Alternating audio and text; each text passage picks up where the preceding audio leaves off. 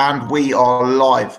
Good evening, everyone. I can see we've already got some of the usual faces in the chat tonight. So shout out to Team Groves, to Mikey, to Lewis, to Leon, to Kaiser, to Mark, to Jared, to Billy, to Tony, to Broken Nose, and all the other guys, to Bruce in the chat. Thanks to everyone for joining. Every Wednesday at 8:30, we are going to do the Boxing Gossip podcast. This is no different. We are on to episode 59 of the podcast, How Time Flies. Already tonight, I've got Jet, I've got Jay, and I've got Paul on the panel. So thanks to those guys for giving up their time. Irish Tom hopefully will be joining us very, very shortly indeed. So looks like we may have a full panel potentially tonight, which is fantastic stuff. And we've actually got a busier show than we've had for the last few episodes tonight. Quite a lot going on in the world of boxing. We're going to start by looking back to last week's action. Of course, Ohara Davies versus Josh Taylor being the main fight. Potentially also a quick browse through the BoxNation card. We're going to be discussing some of the news in boxing. Billy Joe Saunders versus William Monroe Jr. All the David Haye news today with him signing Joe Joyce and others. We're going to be discussing the World Boxing Super Series and some of the highlights of the first round draw. If we've got the time and the inclination, we're going to look at some of the more far-fetched elements of the sport of boxing. Mayweather versus McGregor, Bellew versus Ward. And then we'll go ahead and look at next week's action, the Chris Eubank Jr. card, of course, being the main topic of conversation there. So without further ado, I'm going to get the podcast rolling. See, there's 60 of you already joining us live. So shout out to everyone who's joined live. If you are one of the 60, please hit the thumbs up button nice and early, which will give the chance for more people to join us throughout the course of the show. Brilliant. I'll start by bringing in Paul. And Paul, let's start by talking about Ohara Davies versus Josh Taylor, mate. Give us your thoughts on that fight, pal. Yeah, well, it's good to be back for a bit. Been really busy. I haven't really been able to catch up with as much boxing as I normally would do. But I did see that fight, obviously. I don't know if you remember, but I wanted to sort of like wallow in this a little bit, like in your commentary on the earlier card, like a couple of hours before. I don't know if you remember. I put in the chat box like Josh Taylor by mid to late stoppage, and I kind of like just wanted to briefly point that out. Congratulations, Paul. I guess you were due to get one right finally, mate. Yeah, something like that. I think I tweeted afterwards like for all your betting tips and stuff, just come to me, man. I don't charge much and whatnot, and I'm sure the customers will be rolling in soon. But I thought it was a good fight. To be honest, I couldn't really understand why people were picking on Ohara Davies, to be completely honest. Never been completely sold on him. I think, he's awkward and that's about it. But to me, this was an easy one to pick. I thought Josh Taylor would just have way too much sort of experience, way too much ring craft, way too much of everything, and it kind of proved to be right. I don't like to sort of like refer to people losing as found out or exposed or whatever, because I think it's overused. But I think this is an occasion where I think it's quite appropriate. I think, like Davis just kind of like bamboozled him from the start. His movement was just too good.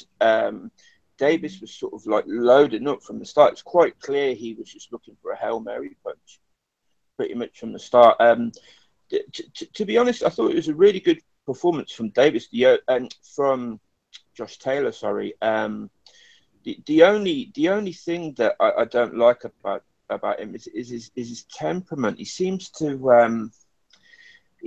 sort of like I don't know if it's a loss of concentration or it's just the kind of like bravado, the sort of like, right, I'm going to get into it now, I'm going to drop my hands and whatnot. And when he did that, he looked vulnerable, of course. When he stuck to his boxing, he stuck to his game plan. For me, he looked levels above Ohara Davies. I thought he was great on the inside. Thought some of his body work was really, really good. obviously his movement's excellent, but his movement's always been excellent, and his timing. I mean, that not the first knockdown where he went to a knee, but that right hook, the counter right over by the corner was just a thing of beauty. The timing of that punch was just, you know, beautiful, man. I thought it was a really, really good performance, and you know, I just thought Ohara Davies' inexperience just showed a little bit, and I think he did get caught out a little bit found out, you know. Yeah, I think, you know, all of us on the panel picked Josh Taylor, but I personally did see it as a very, very close fight. So even though I picked Josh Taylor, I would admit that I was somewhat taken in by the Ohara Davies hype and by the way he built himself and by the way Matchroom built him, because, you know, I thought this would be quite a competitive fight, and the levels were quite clear when the two guys were in the ring together. Having said all of that, Paul, and I would agree with your comments about the bodywork of Taylor, the timing, the movement, yeah, all spot on. Having said all of that, I thought Ohara Davies fought a completely appalling fight. You know, tactically, it was almost Joe Gallagher-esque how terrible his performance was in terms of a tactical approach to this fight. It seemed to me that he literally had no game plan other than planting roots, being completely stationary, and repeatedly throwing power punches over and over and over again, despite the fact that they were inaccurate, despite the fact that they weren't landing. You know, from the early rounds, it was obvious that he made gas because of the amount of leather he was throwing, and he was missing so wildly and being so off balance and so stationary. He was a counterpuncher's dream. Whilst Josh Taylor definitely deserved to win, whilst Josh Taylor was clearly the superior man, I can't help but think Ohara Davies really let himself down tactically and could potentially be better than that. What's your take on that, Paul? Well, I mean, I could be wrong in what I'm about to say, because I will admit I haven't. I'm not somebody that's watched all 19 of Ohara Davies' fights. I'm not somebody that's, you know, been watching him since he turned pro or anything like that, or seen any of his 18 amateur fights. But I'm not sure it's not more a case of just like really him not really having much more than that to offer. I think that's kind of what he does, isn't it? He gets people out of there generally. I know with Scarpa he jabbed a bit and stuff, and he's got a half decent jab, but he is so slow-footed that movements always, I think, unless he does something about his footwork, which I'm not sure how easily he could like adjust that.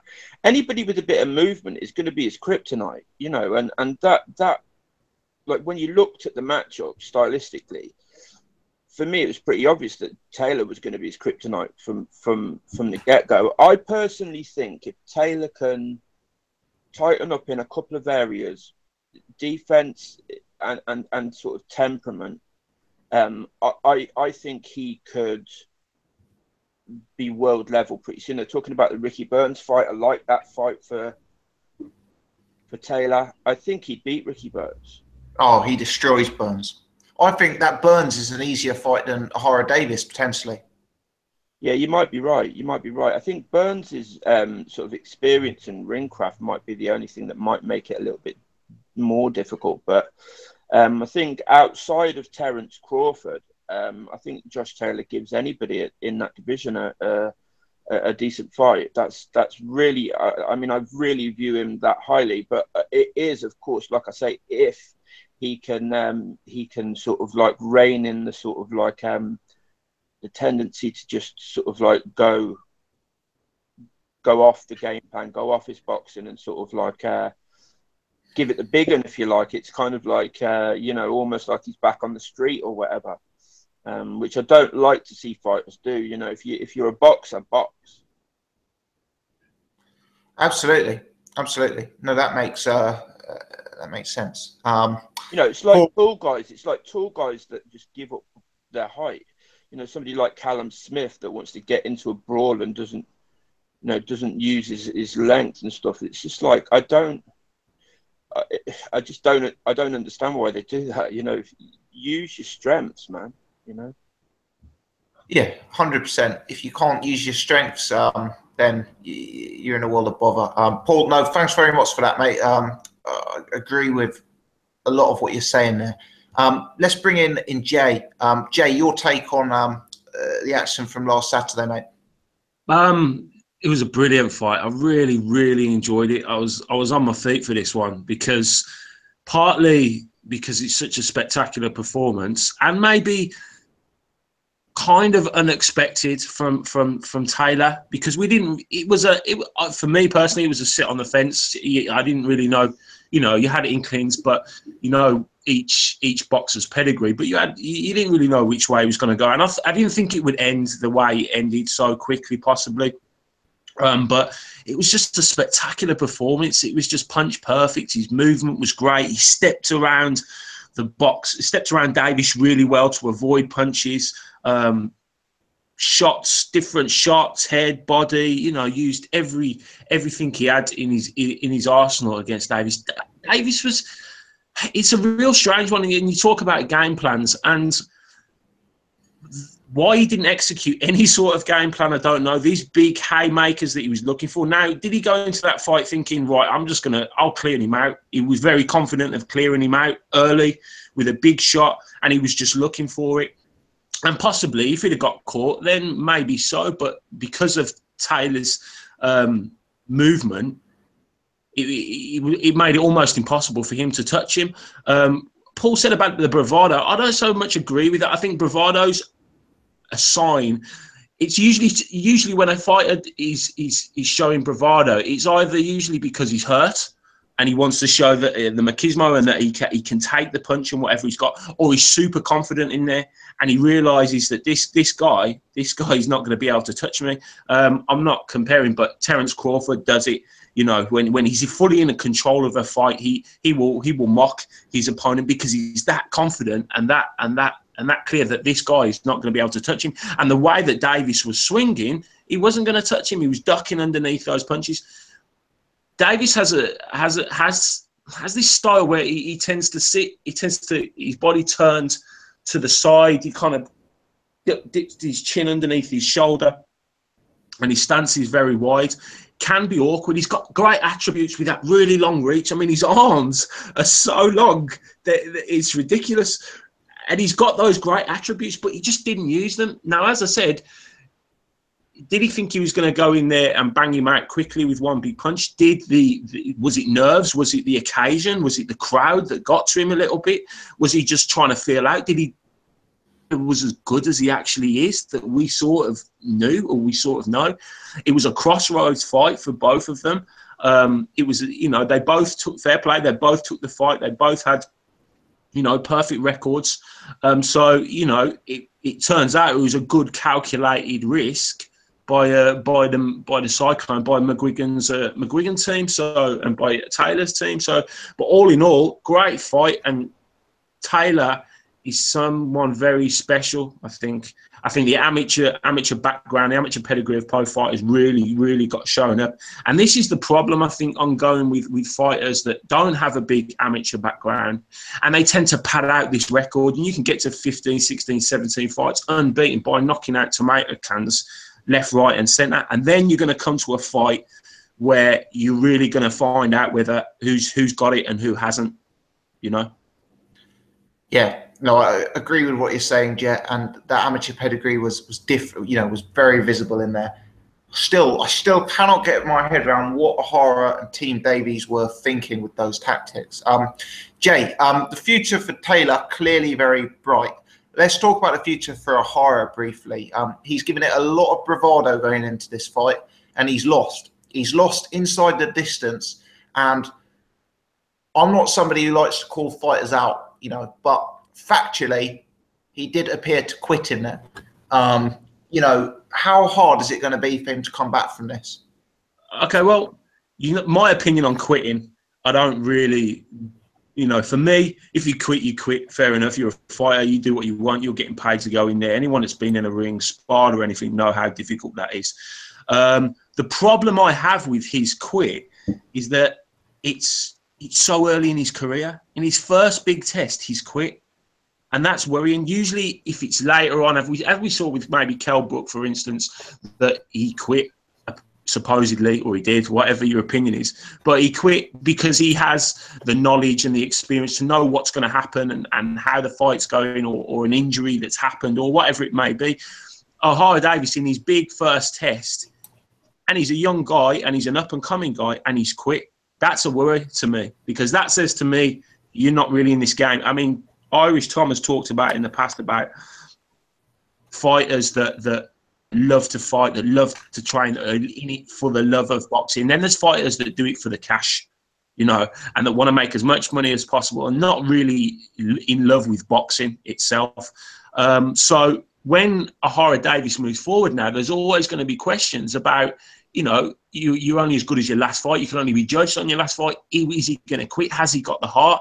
And now it's for him to come back. He has to make major improvements, but maybe he was hype, and the hype train has come to a stop, and everyone's going to turn around and say, well, he's not as good as we predicted or thought he might be. And we're all guilty.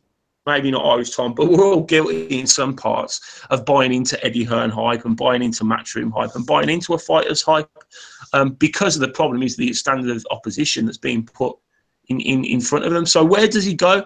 He's got to go back to the drawing board. He's not going to stop, but that was a pretty big payday for him. It was. And he's got to go back, and he's got to go back down a level now. And it's how he, you know, does he really want it? Does he really want it? And that's I go back to it. He was a fight quite early in his career, the biggest test of his career, and he's quit. That's a worry to me. That's someone that doesn't really want to be in there, because by about the sixth round, he was looking round. He was looking for. You could see him physically looking out the ring, thinking, "How do I get out of this? I don't want to be here." And he talks about money, and he talks about nice things, and maybe it's like, you know, you earn a bit of cash, and you've got money on the hip, and you buy yourself a nice car, and then things start to go, well, you know. It's still not mega money, but it's more money than you've ever had. And it's allowed you to buy a house. It's allowed to buy you a car. But, you know, maybe he's got a bit comfortable with it, you know. And as far as Ricky Burns said that Davies would walk all over Taylor. So he's obviously sparred with Ohara Davies and thought, oh, God, you know. So, yeah, I think you're right when you say that Ricky Burns would get walked over by Taylor. But I think, going back to it, Davies has got to go back to the drawing board and start again. Yeah. He's got I don't really want to stick the boot in here as well, because I like Ohara Davies, but I've got to say, to add to what you're saying about the quitting, I didn't actually think he was terribly hurt by either knockdown. Now, don't get me wrong, the knockdown in the 7th was a heavy knockdown. Clearly, it was a good punch. But I thought it was more a case that it was an exceptionally well-timed punch when Ohara Davies had left himself very vulnerable and very off balance due to his feet and due to the way he was throwing punches. He went down and it was a hard knockdown, but he got up, and I didn't think he looked like a guy who was about to get knocked out. I didn't think he looked like a guy who had lost complete control of his legs. I didn't think he was like totally...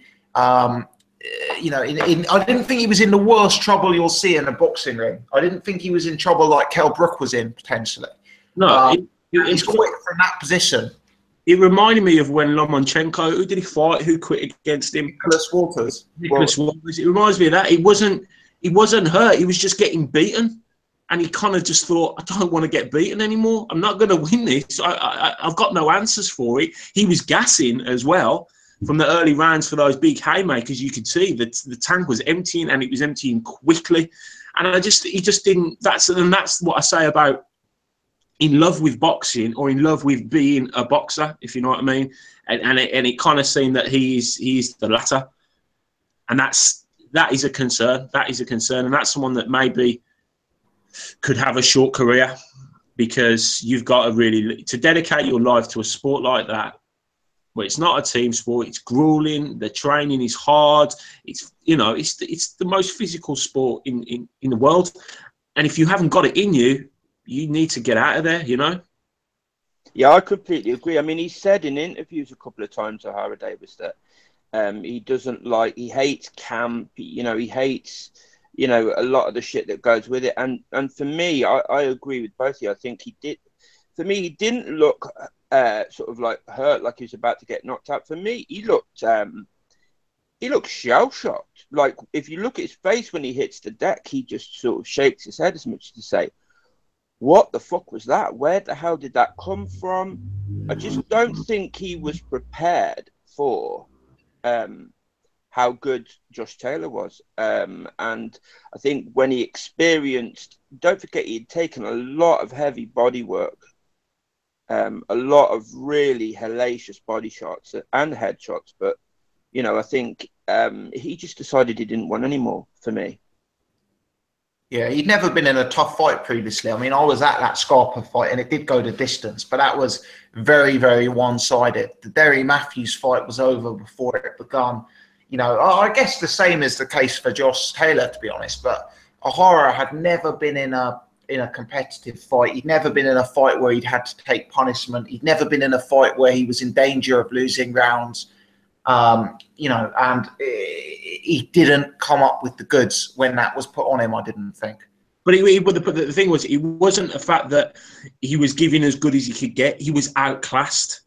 And that must be so demoralising to any fighter when you're thinking it's halfway through a fight and I don't know what to do. Like Nicholas Walters against Lomachenko, that he didn't know what to do.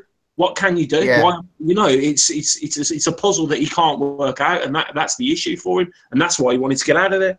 I mean, that's why I say I'm not sure it was a lack of a game plan, because you know, if it was just a poor game plan, you would imagine, you know, like Tony Sims would have said, all right, look, this isn't working, blah, blah, blah, let's switch it up. I don't think he had a plan B. I don't think he had any more answers. And I think that was, you know, like Jay said, like in the Walters Lomachenko fight, he'd done all he was physically capable of doing. And Lomachenko was like a fucking ghost dancing around him and fucking, you know, pot shotting at will, and it was a similar thing here, you know. But a good fighter will always be able to change it up, to think in the ring, to think how about, you know. Yeah. I use Mayweather just as an obvious example, but he can work an opponent out. Andre Ward does it. He works an opponent out, and he sees what works and what doesn't, and then he's got the ability to change it up.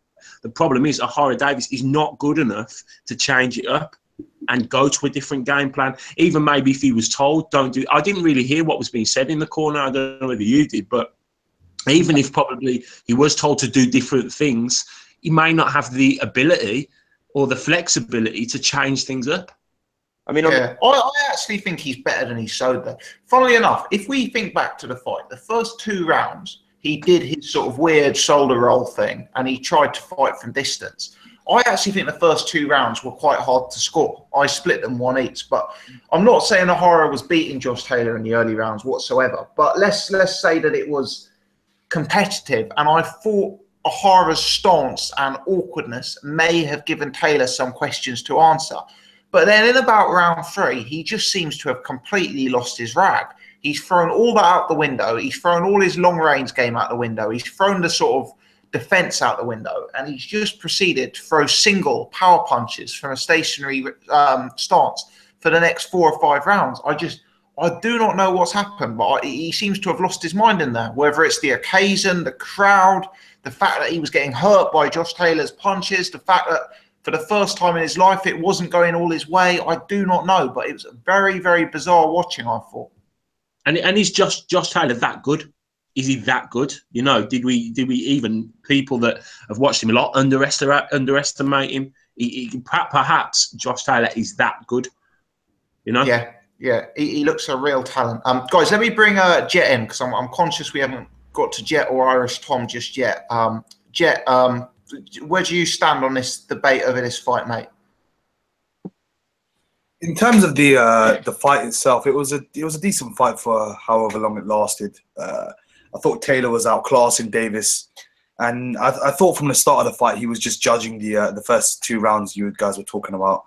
Felt he was just sussing Ohara Davis out, seeing what he had to offer, and then, you know, he really started picking up on him. I think Davis knew that it was Taylor was going to, you know, pick up on a load of his flaws. So after around round 3, you know, he obviously resorted to single punches and power punches.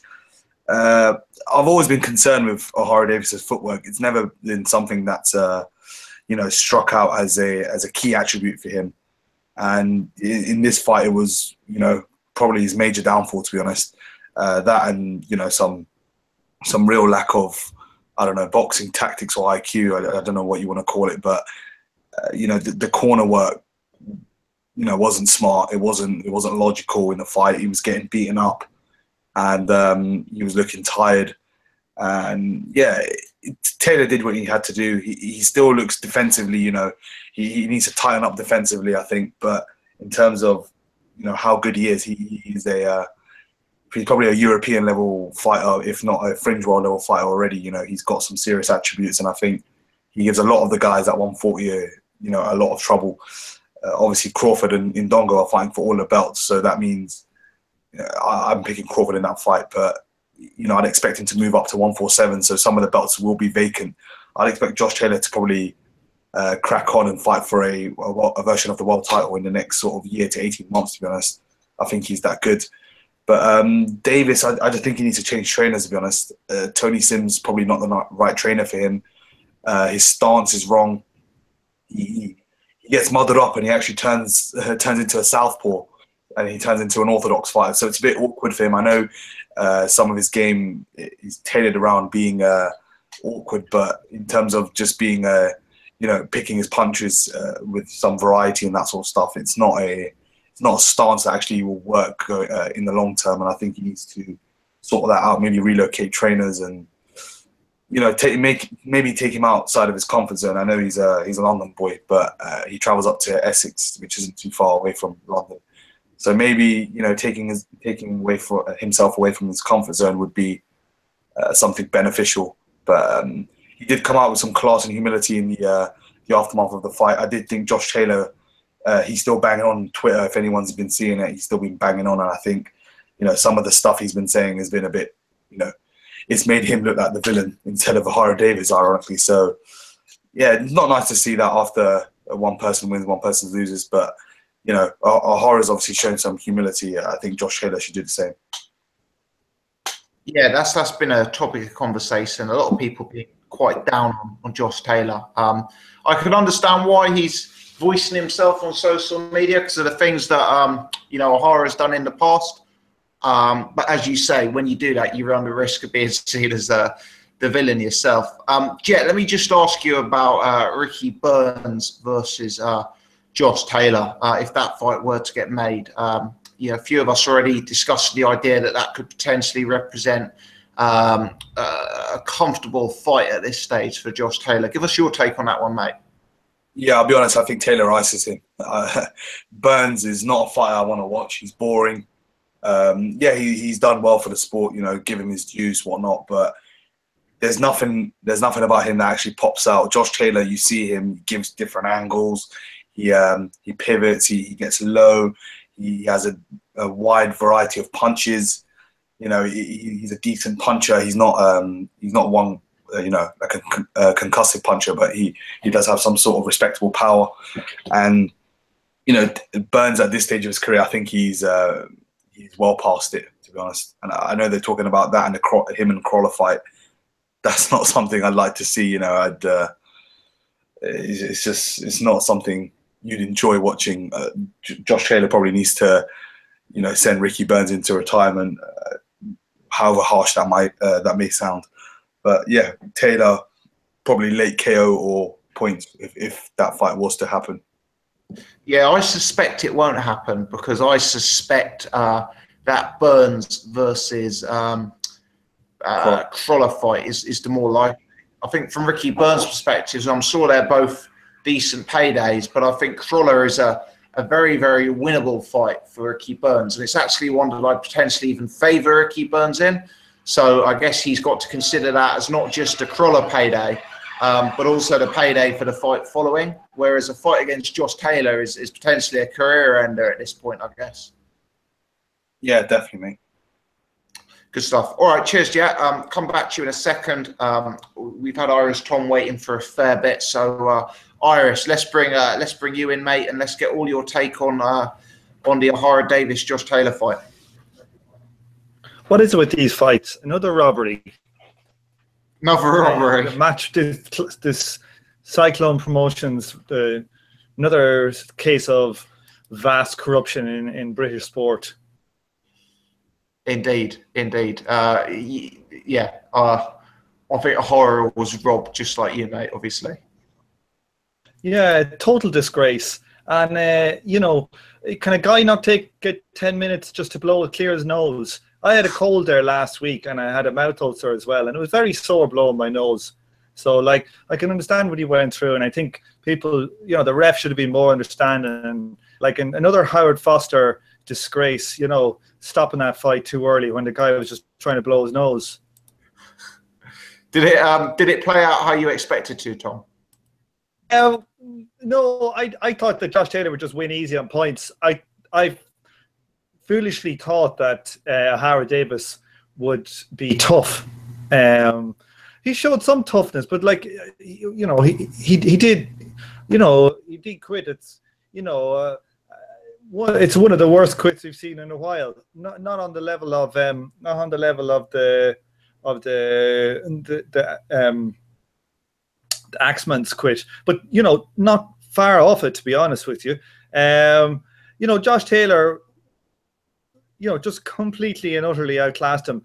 You know, I think, you know, the most you can give Ohara Davies is 1 round in that fight, and to be honest with you, you kind of have to be a bit generous to him. Like, I know you scored the first round to him, but like on replay, I didn't when I was watching it live, but on replay, like you watch it, that all the quality work was really coming from Josh Taylor. Ohara Davies, I think after 2 rounds, he figured out he was getting outboxed, and he decided to put his foot on the pedal and put pressure on. And then he got even worse when he put the pressure on. So, you know, Josh Taylor showed great inside fighting skills, maybe the best British inside fighter. I think that's probably safe to say. You know, Josh Taylor shows that he's... And now, is it Team Groves that was sneering at me, or Mikey was saying when I said he'd win a world title? Like, I think it's plainly obvious what kind of standard he is now. He's like... I think he will turn out to be a top 10 pound for pound fighter if he keeps his head together. Once Crawford moves up, that division is there for him if he can manage to stay in that weight class. You know, just absolutely brilliant. I'm telling you, I was absolutely buzzed for that fight. I don't know why. Like, it's strange, the fights, but that fight I was so buzzed for. And what a great outcome. Even Eddie Hearn was looking fat, and he got slagged by everybody. You know, just the perfect night. No, definitely. Any interest in Ohara Davies' ongoing career after that fight, Tom? Can he come again? Look, you made the point that, you know, he can come again, but I think he's just being exposed, to be honest with you. Like, did you ever hear, like, your man Tony Sims in the lead up to that was actually saying that Ohara Davies has got as much power. He's the most powerful fighter since Julian the Hawk Jackson. Wow! Imagine saying that. Like, what a fucking moron. Like, from now on, I'm just going to call Ohara, not the Hawk, I'm going to call him Kez. It's just total disgrace, like, to say things like that. You know, Tony Sims, I don't know. I know all the podcasts I've been listening, and I've been shitting on Tony Sims, but I think I've been saying it for a while. Like, can anybody remember a fighter that improved under Tony Sims? Improved under Tony Sims. Well... Kevin Mitchell, maybe. You know, I could be charitable and make cases, but it's easy to pick a hole in every one of them. Like Conor Benn, but you know, like, he's a novice. If he's not making improvements in a total novice, it'd be... Well, Anthony Joshua made very, very substantial improvements, but I guess he wasn't his trainer behind the scenes. At all he did is, you know, he did some fitness training there, but he wasn't his trainer. Rob McCracken was his trainer, Monday to Friday. He was his trainer for a while when Rob McCracken was on GB duty, I think. Yeah. No, he was his trainer all the time. He was up in training in GB the whole time. It was because Rob McCracken, it was against his contract to train professional fighters, except for Carl Froch. So he wasn't able to say that he was his trainer, but he used to train up with the Olympic squad the whole time. Team Groves was suggested Barker. I guess Barker's the first out. Barker, yeah. Okay, but, I think the point is valid, Tom, regardless of, if there's one exception here or there. The point is valid, yeah. I think the point about him sort of like just blowing smoke up everybody's asked about how good Ohara Davies is definitely valid. I mean, for me, it was plain to see Ohara Davies was and all that. And, it was clear he wasn't a Julian Jackson puncher. I mean, it was absolutely ridiculous to say that. Julian Jackson was like fucking one of the hardest punches in the history of boxing. He used to ice people, like fucking literally ice them. He used to ice them at the highest level. Ohara Davies went in there against Scarpa, and it was Scarpa whose chin was hanging out to dry the whole night, and he caught him flush probably 100 times, and he never fucking budged him. It's just a total. And to be honest with you, Tony Sims has probably been blowing that smoke up O'Hara's arse, thinking he's all that. He showed. He's just very overrated. Though the big thing, maybe he has a decent punch on him, but that's yet to be discovered. Nobody was saying that Josh Taylor had an amazing chin before that fight, and he could take everything that Davies showed through at him. And then the other thing as well is like, sorry, go on, Paul. What? No, I was going to say, but to be fair to Tony Sims, he's got to say that, isn't it? He's got to say, a coach is going to turn around and go, well, he's bang average. He's got a bit of a puncher's chance, but so he's only doing what he should be doing. Yeah, but fire. Julian Jackson is fucking a step too far, man. They're between saying he's a good fighter, he's going to knock him out, and saying he's the most powerful puncher in boxing history. They are ridiculous claims. It's hyping his man. That's all he's doing. Do you really think he sits at home and actually believes that shit? Well, I don't know. Maybe of course he doesn't. Conor McGregor says he's going to knock out Mayweather. Does he really think it's going to happen? No, of course he doesn't. Conor McGregor probably does hoping a fight to happen. Like I don't know. Anyway, but I would say the other. What else was I going to say? It's gone now. Well, it's just it was an excellent. It was an excellent. The Twitter went freaking mad after it. I actually like Ohara Davies as a character. I think he should commit to playing the heel and not like hugging people afterwards and saying, "Oh, I was just doing it to."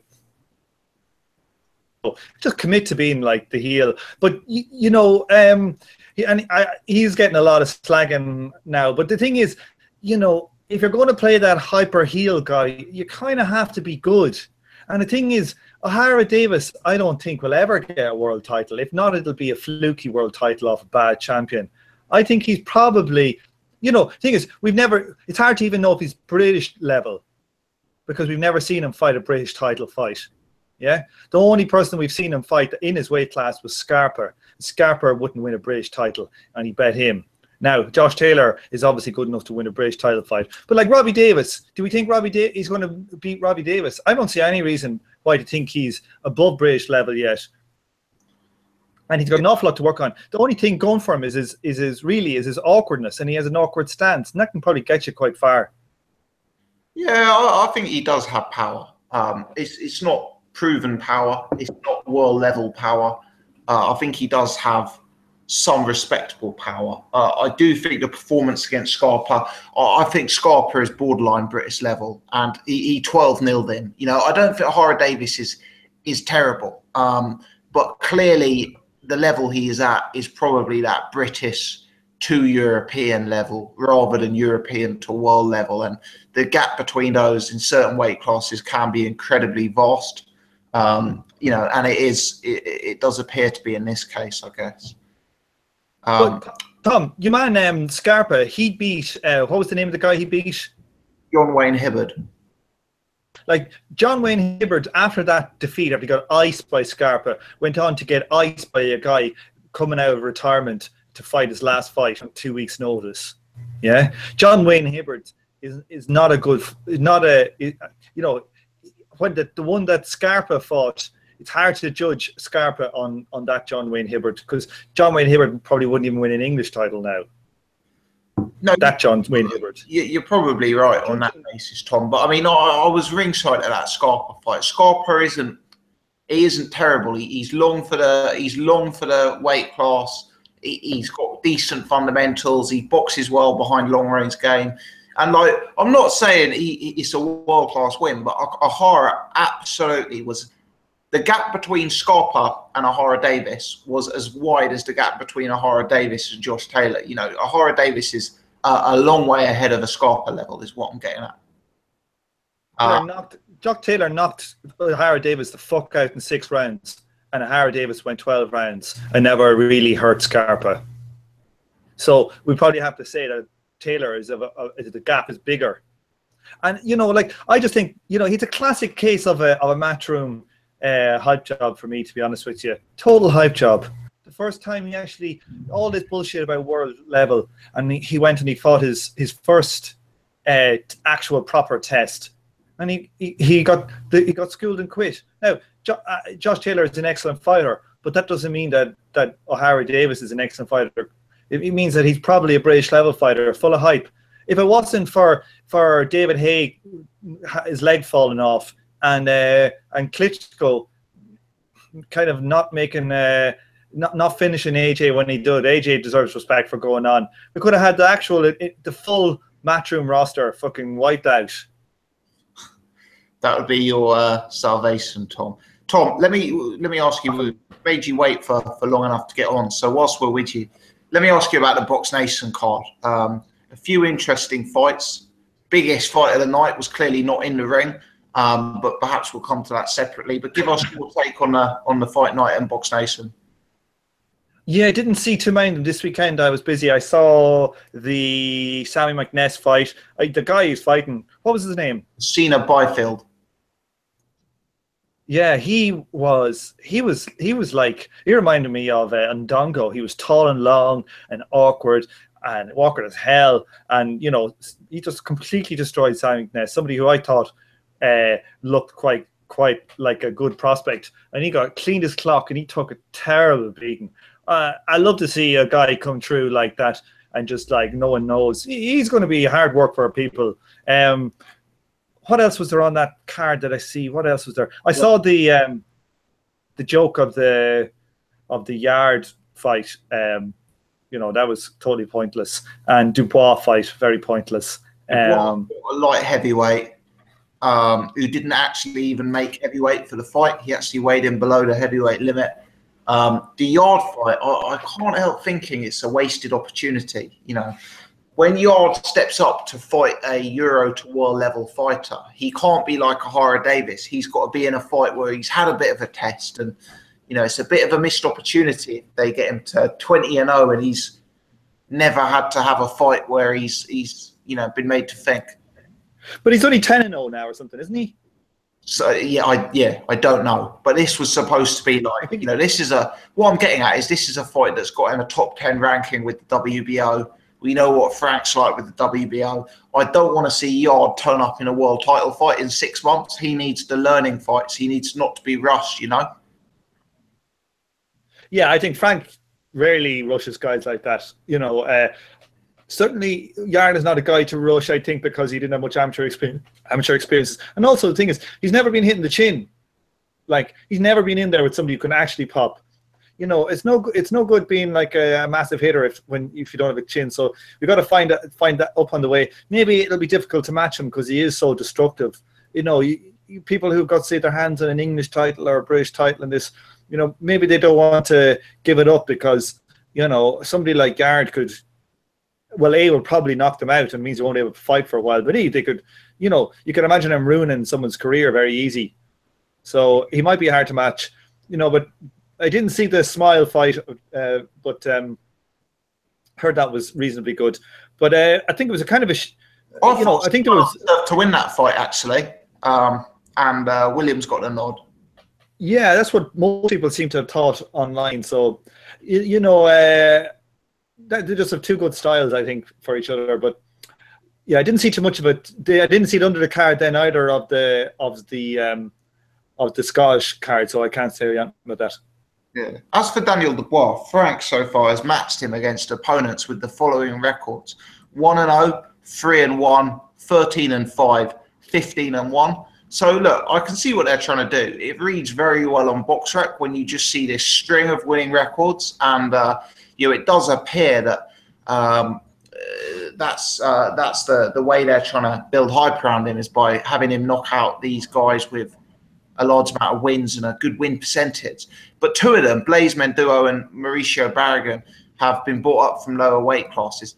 I can't help feeling what Daniel Dubois would actually benefit from is not fighting a guy who's 15-1, but fighting a guy who's 10-70, fighting a guy who's an ultra durable guy. I mean, the guy Hughie Fury was in with in the exhibition fight, Kamil Sokolovsky.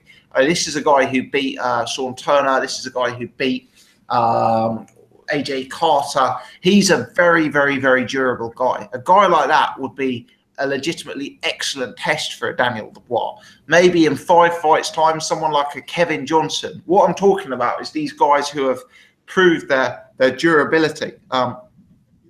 That's the kind of fighter which is going to teach Dubois some lessons, which is going to help him learn, help him develop his skill set. And, for me, even though the opponent he was in with was 15-1, dragging up a light heavyweight and sticking him in with Dubois to be slaughtered is not really doing anyone any good. Yeah, true, but this is what happens all the time when guys are coming through.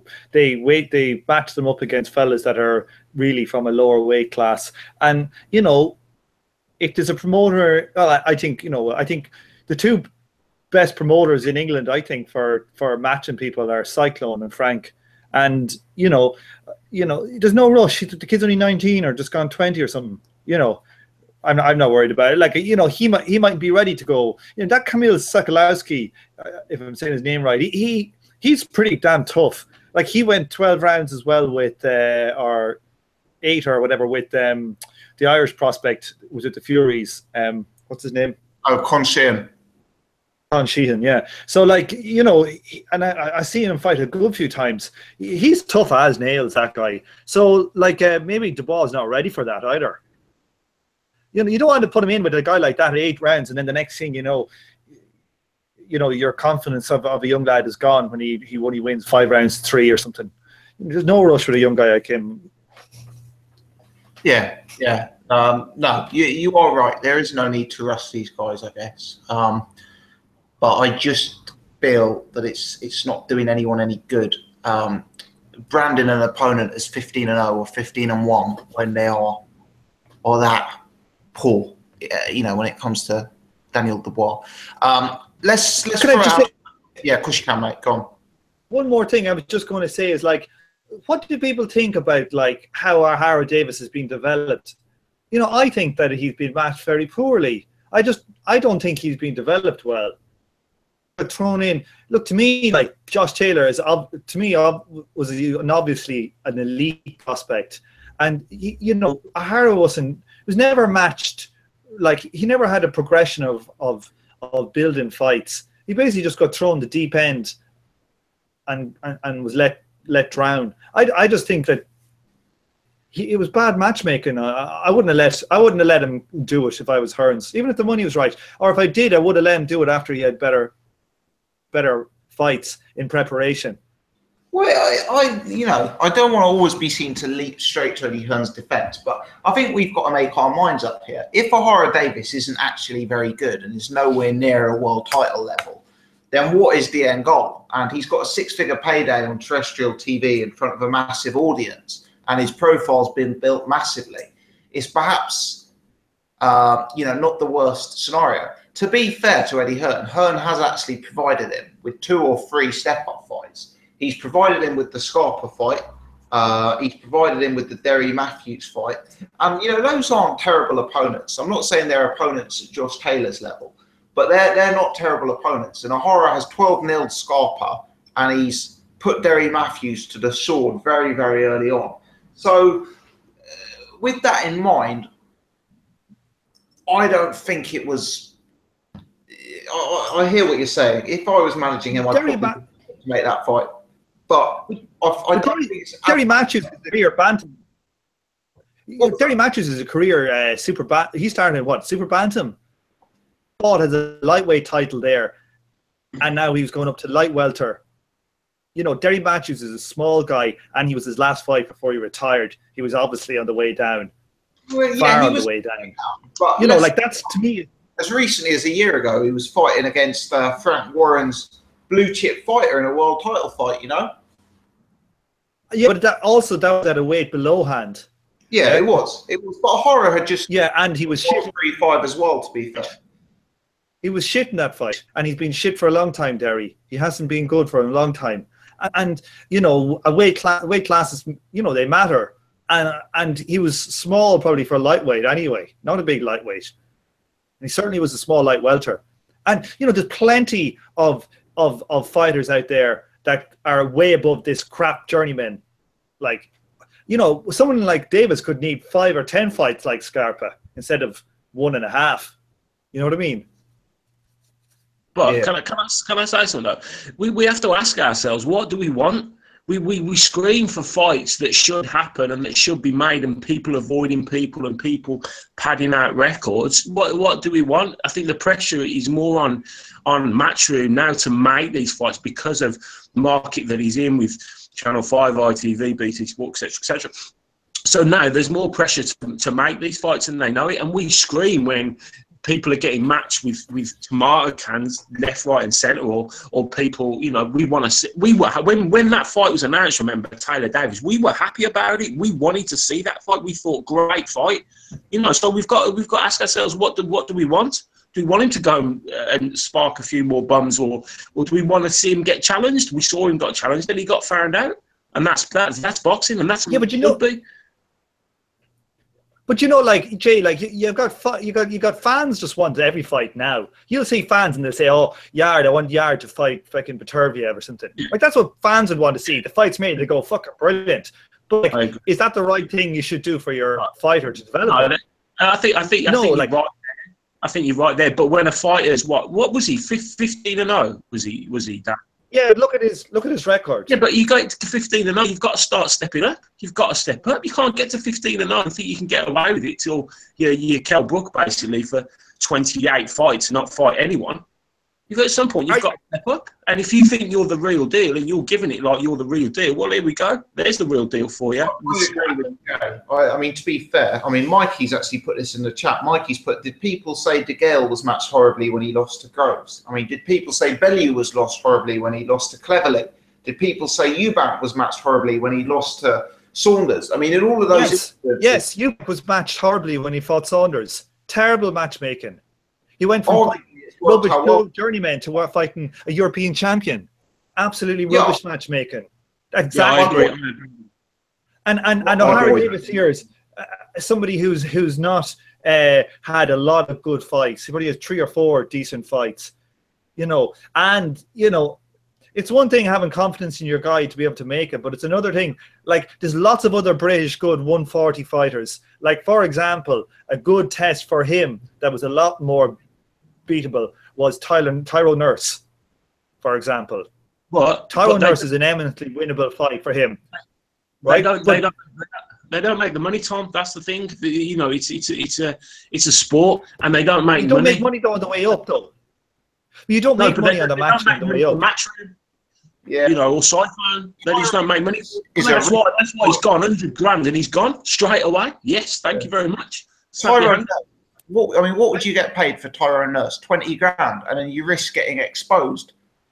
You know, Tyrone Nurse is actually a very, very awkward fight. So are you boys thinking then? Do you boys think then, like, how? So this is what you're saying? Like, you should just throw fellas in the deep end because you make more money that way. I'm not saying that. No, but from a boxing perspective, as boxing fans, as boxing hardcore, as you call it, we understand this.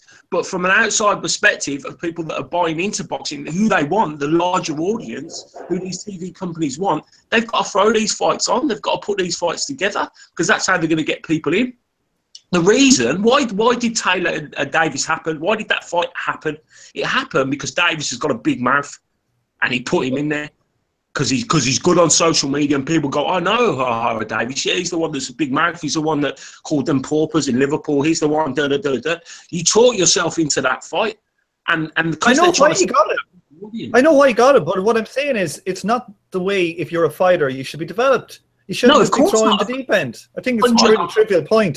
100%. Like, the fact that 100%. But we ask promoters to go, we want the big fights. They're craving for big fights. And they want to make who gives a shit? It's the promoters. It's the promoters. It's the promoter. It is bullshit, but it's the promoters' fault. So when we moan about average fights and people fighting bums, we can't complain, can we? Tom, you got a guy who's 15-0, who's already won the English title, who's won the WBC silver title. He's knocked 12 of his 15 opponents out. He's looked dominant when he stepped up in his 2 step-up fights. And a fight becomes available with a 9-0 prospect in the division for mega money. You know, it just seems like look, it's not a bad to make from in terms of getting a fighter an opportunity to get huge profile, huge money, huge opportunity on TV. You know, frankly, when we've seen Grant Warren put his undefeated prospects together, or when he's put an undefeated fighter in deep. I mean, I'm thinking last year there was the fight. It's a lesser scale fight, but he had Macaulay McGowan versus Jez Smith, 2 undefeated fighters within his own stable, matched against each other. You know, it's something that can work out well for fighters. But that's at a very low level, and Frank doesn't care who wins. There's a big difference there. Neither of them are ever going to go to a high level. They don't have the ability to go to a high level. But this fight has proven. So you match it. Frank is always thrown together. Don't you think? Frank is always thrown together like fellas with nearly unbeaten records and have a fight of 2 unbeaten guys, and you might hear them twice more on telly, and that's it. But my point is, the styles of the gel fighter at present. And then let's remember that Taylor's 9-0. He's not even reached 10 fights. But like, come on now, you know, in amateur experience. Lomachenko's only 10-0. Yeah, you know, Lomachenko's only 10-0. Would he put him in with Lomachenko? I is right. But do we want a case of Lomachenko basically went straight for the jugular, didn't he? Second fight, world title. Well, do we want that? It didn't work. And if you look at say somebody like Andrea Scarpa is probably his best name on his record, right? Because Terry Matthews is shot and from a lower division. So Andrea Scarpa. Now, between Andrea Scarpa and Josh Taylor, how many levels do we think that is of a jump? Because I think that's a lot of levels as a jump. Yeah, Andrea Scarpa is shit. And like, sorry, I agree with what you're saying, Tom. I really do agree with what you're saying. But then when this fight is put to Eddie Hearn, it's put to Ohara Davies, who's making the decisions? Is Ohara Davies going, no, I don't want it, and Eddie Hearn going, no, you've got to? Or is Ohara Davies and Tony Sims going, yeah, let's have it for that money, yeah, let's have it? They're making the decision. Yeah.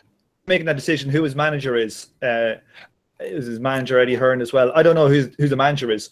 But, you know, I just think, like, someone like Ohara, I just think that's bad matchmaking for Ohara. It's good for us as fans, but I'm talking about from O'Hara's perspective. I think it's been poor. I think it's been poor. Yeah, but then it comes down to, do you believe in yourself? Do you believe yourself as a fighter? But a fighter will always do. Yeah, exactly. And always do that. But their managers say no. You know, a manager say no a lot. But you know, I just think it's bad matchmaking. From O'Hara's point of view, I think it's bad matchmaking. There's loads of intermediate fights. Point of view that if he didn't go out of his way to build hype and to create beef and that sort of thing, he'd still be fighting at your call. And you know, O'Hara's always said that he wanted to drive in that direction so he could get into the limelight, so he could get some big money fights. He's always made it clear that money is a motivator for him. He's made it clear that he doesn't particularly enjoy the training camps, etc., and that he wants to get the fame and he wants to get the money. And I think when a fighter's making their motivations that clear, when they're 15-0, when they're looking pretty dominant as they step up through the ranks, when an opportunity comes up against a guy who's 8-0, where you can get that much exposure, that much money, and the chance to take your career to a whole new level if you win, in what was perceived to be a fairly competitive fight, both by the boxing public and by the bookmakers, I don't think it's terrible matchmaking. You know, it's turned out that Ohara was a level below, and, you know, that's been clear to see at the result of the fight. But based on the information available when the decision was made, I don't see it as disastrous matchmaking. But the problem is, what do we say? I think it's if that fight came up and Eddie Hearn or Ohara Davies came out and said, "Nah, I'm not ready for that. I'm not ready for that just yet," people would go crazy on Twitter. They'll be slating him, saying he's ducking him, saying he can't. You know, we can't. Yeah, but fuck him. That happens. Fighters say that all the time. Of course. And so when the pressure's on to make these fights, they're put into these situations where they're taking the fights. You know, it's pressure. Fans will pressure him, but that's not a reason to do it. You know what I mean? I just think it's not a reason to do it. I don't think that's a well-matched progression for him. Especially with a guy with a not. You can see that when he's doing things, he does so many things wrong. Like, if his power is not the truth, and it's plain it's not. Would you agree it was very poorly managed on the Josh Taylor side? Well, no, because he's obviously a far superior fighter. Yeah, but you made the decision based on the information before the fight. So, given that, yeah, absolutely. Well, I said it before the fight. I said I didn't think this was going to be a close fight, and I think Ohara Davies is very overrated. Paul said the same thing, and I think the McGuigans knew it. They explicitly said, Shane McGuigan before it said, we think that Josh Taylor is a world-class fighter. He'll be a world champion. They said Ohara Davies is probably a fringe world class fighter. So a fighter who can, you know, probably top 20, top 30 fighter. And I think that's absolutely bang on. He'll be shown to be domestic to somewhere between domestic and European level, and he'll never get a title unless there's something is fucked up. I like Ohara, but like I think asking the question though. Sorry, asking the question though. With Eddie Hearn's he's never really too keen to risk money fighters, is he? That he sees potentially money. So why do you think? And I'm just saying out to you guys. Why do you think Eddie Hearn let him actually take this fight? I can speculate when he wasn't on his channel, and it was on a different channel, different promoter, and someone who he knows he can market Ohara Davies into big fights and big money.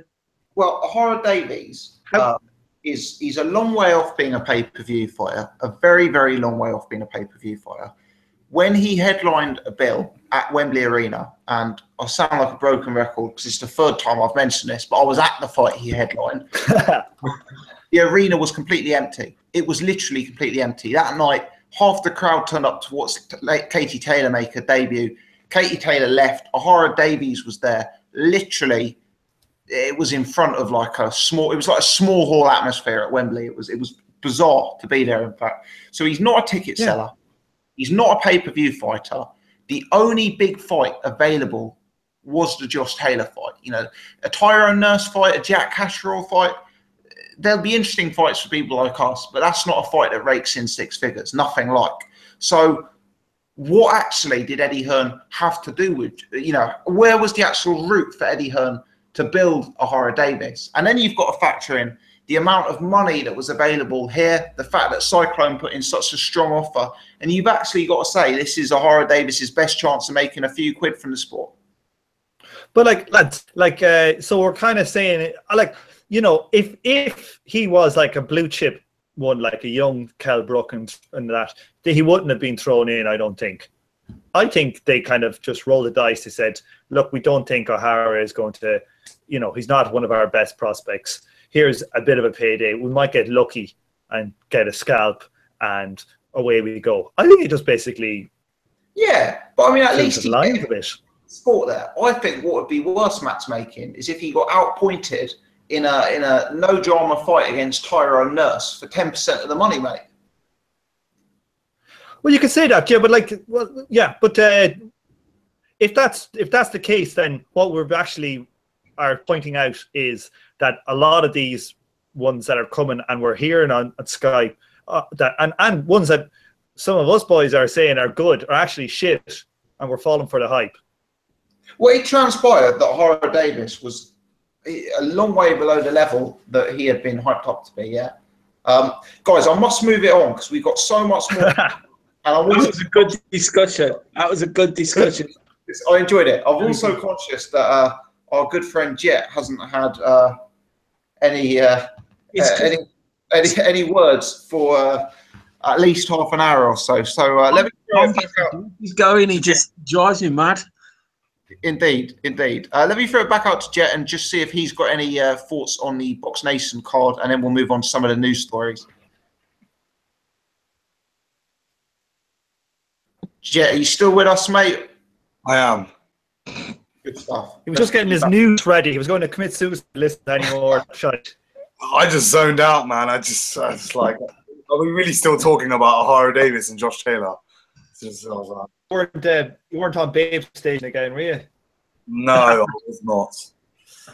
I was trying to milk that potato. Oh dear.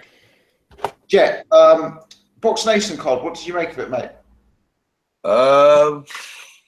It was decent. It wasn't too bad, actually. Dubois, Yard, don't learn too much again. As you guys said, Yard probably needs learning fights. And same with Dubois. They're not really learning too much out of blowing these guys out. The Byfield versus McNess fight was pretty good. That was pretty decent. I enjoyed that fight. So I was a bit surprised that Byfield, you know, he surprised me a bit and showed he has some different strings to his bow. So, you know, he's Southern Area champion, I think, at Super Welter, so or light middle. So, you know, he could be a good opponent for someone like a Gary Corcoran or someone like that. Corcoran was actually on the bill, but he was fighting at welterweight, if I'm correct. Got split. I thought he was very poor. I commentated live on that one. I thought he was very poor. Yeah, he seemed to have a lack of snap in his punches. Seemed to be, you know, tiring quite easy. Didn't look good. I didn't think he looked good. Who was the other fighter? Huey Fury. I didn't actually see that fight. Obviously, it was an exhibition fight, but I didn't actually see it. Yeah, they didn't telemise that, which I thought was a ridiculously poor decision from BoxNation. Really, really, really bad. I appreciate it was an exhibition fight, etc. How ridiculous is it that one of your blue chip fighters fighting for a world title in their next fight, and you elect not to put them on the bill, the televised portion of the bill? Yeah, that was a bit weird. I wasn't really sure. I mean, it was ludicrous, but yeah. What was the other one? Smile versus Williams too. Yeah, that wasn't maybe not as good as the first fight, but it wasn't too bad. It was pretty decent. So, you know, obviously Williams I thought was the better throughout. You know, in both fights anyway, in terms of just the you know, style I'd like to see. But you know, Smile had some good attributes, I guess, and obviously they both made it a bit of a tear up. So yeah, I think Williams is a bit small for 168. If I'll be honest, I do think he's slightly on the small side, and maybe at middleweight he would be better suited for the domestic scene, since, you know, most of the top domestic guys are kind of at world level. You know, Billy Joe Saunders and those sort of guys, but. You know, he could have a decent fight, I guess, at 168 with John Ryder or someone like that, sort of, you know, in the domestic scene. So, yeah, not too bad for Williams and Smile. They have at least somewhere to go. They can go their own sort of paths and fight other domestic guys and, you know, have some decent fights, I guess. Yeah, totally agree with your comments on Williams there. I think if he dropped to 160, he could potentially be a bit of a handful. But I think at 168, it's harder to impose his style on much bigger, stronger guys. So, yeah, fair comments. Guys, I'm going to move it on. We've spent over an hour discussing last week's fight, so let's rattle through some of the news items very quickly. What I'm going to do is I'm going to read a news topic out, and then I'm not going to come to one panelist in particular. I'm just going to anyone who wants to butt in can jump in, and we can have a more flowing discussion that way. Let's start with David Haye's news today. David Haye announces a deal with Dave TV. I believe it is a 3-year deal, and there are 5 fight nights a year. He's announced several fighters, I think 4 hot fighters, to work with him on his Haye Ringstar promotions. Most notably, Olympic medalist Joe Joyce in the heavyweight division. I also am aware he signed a very, very famous MMA fighter even. I believe the guy's name is Michael Venom Page.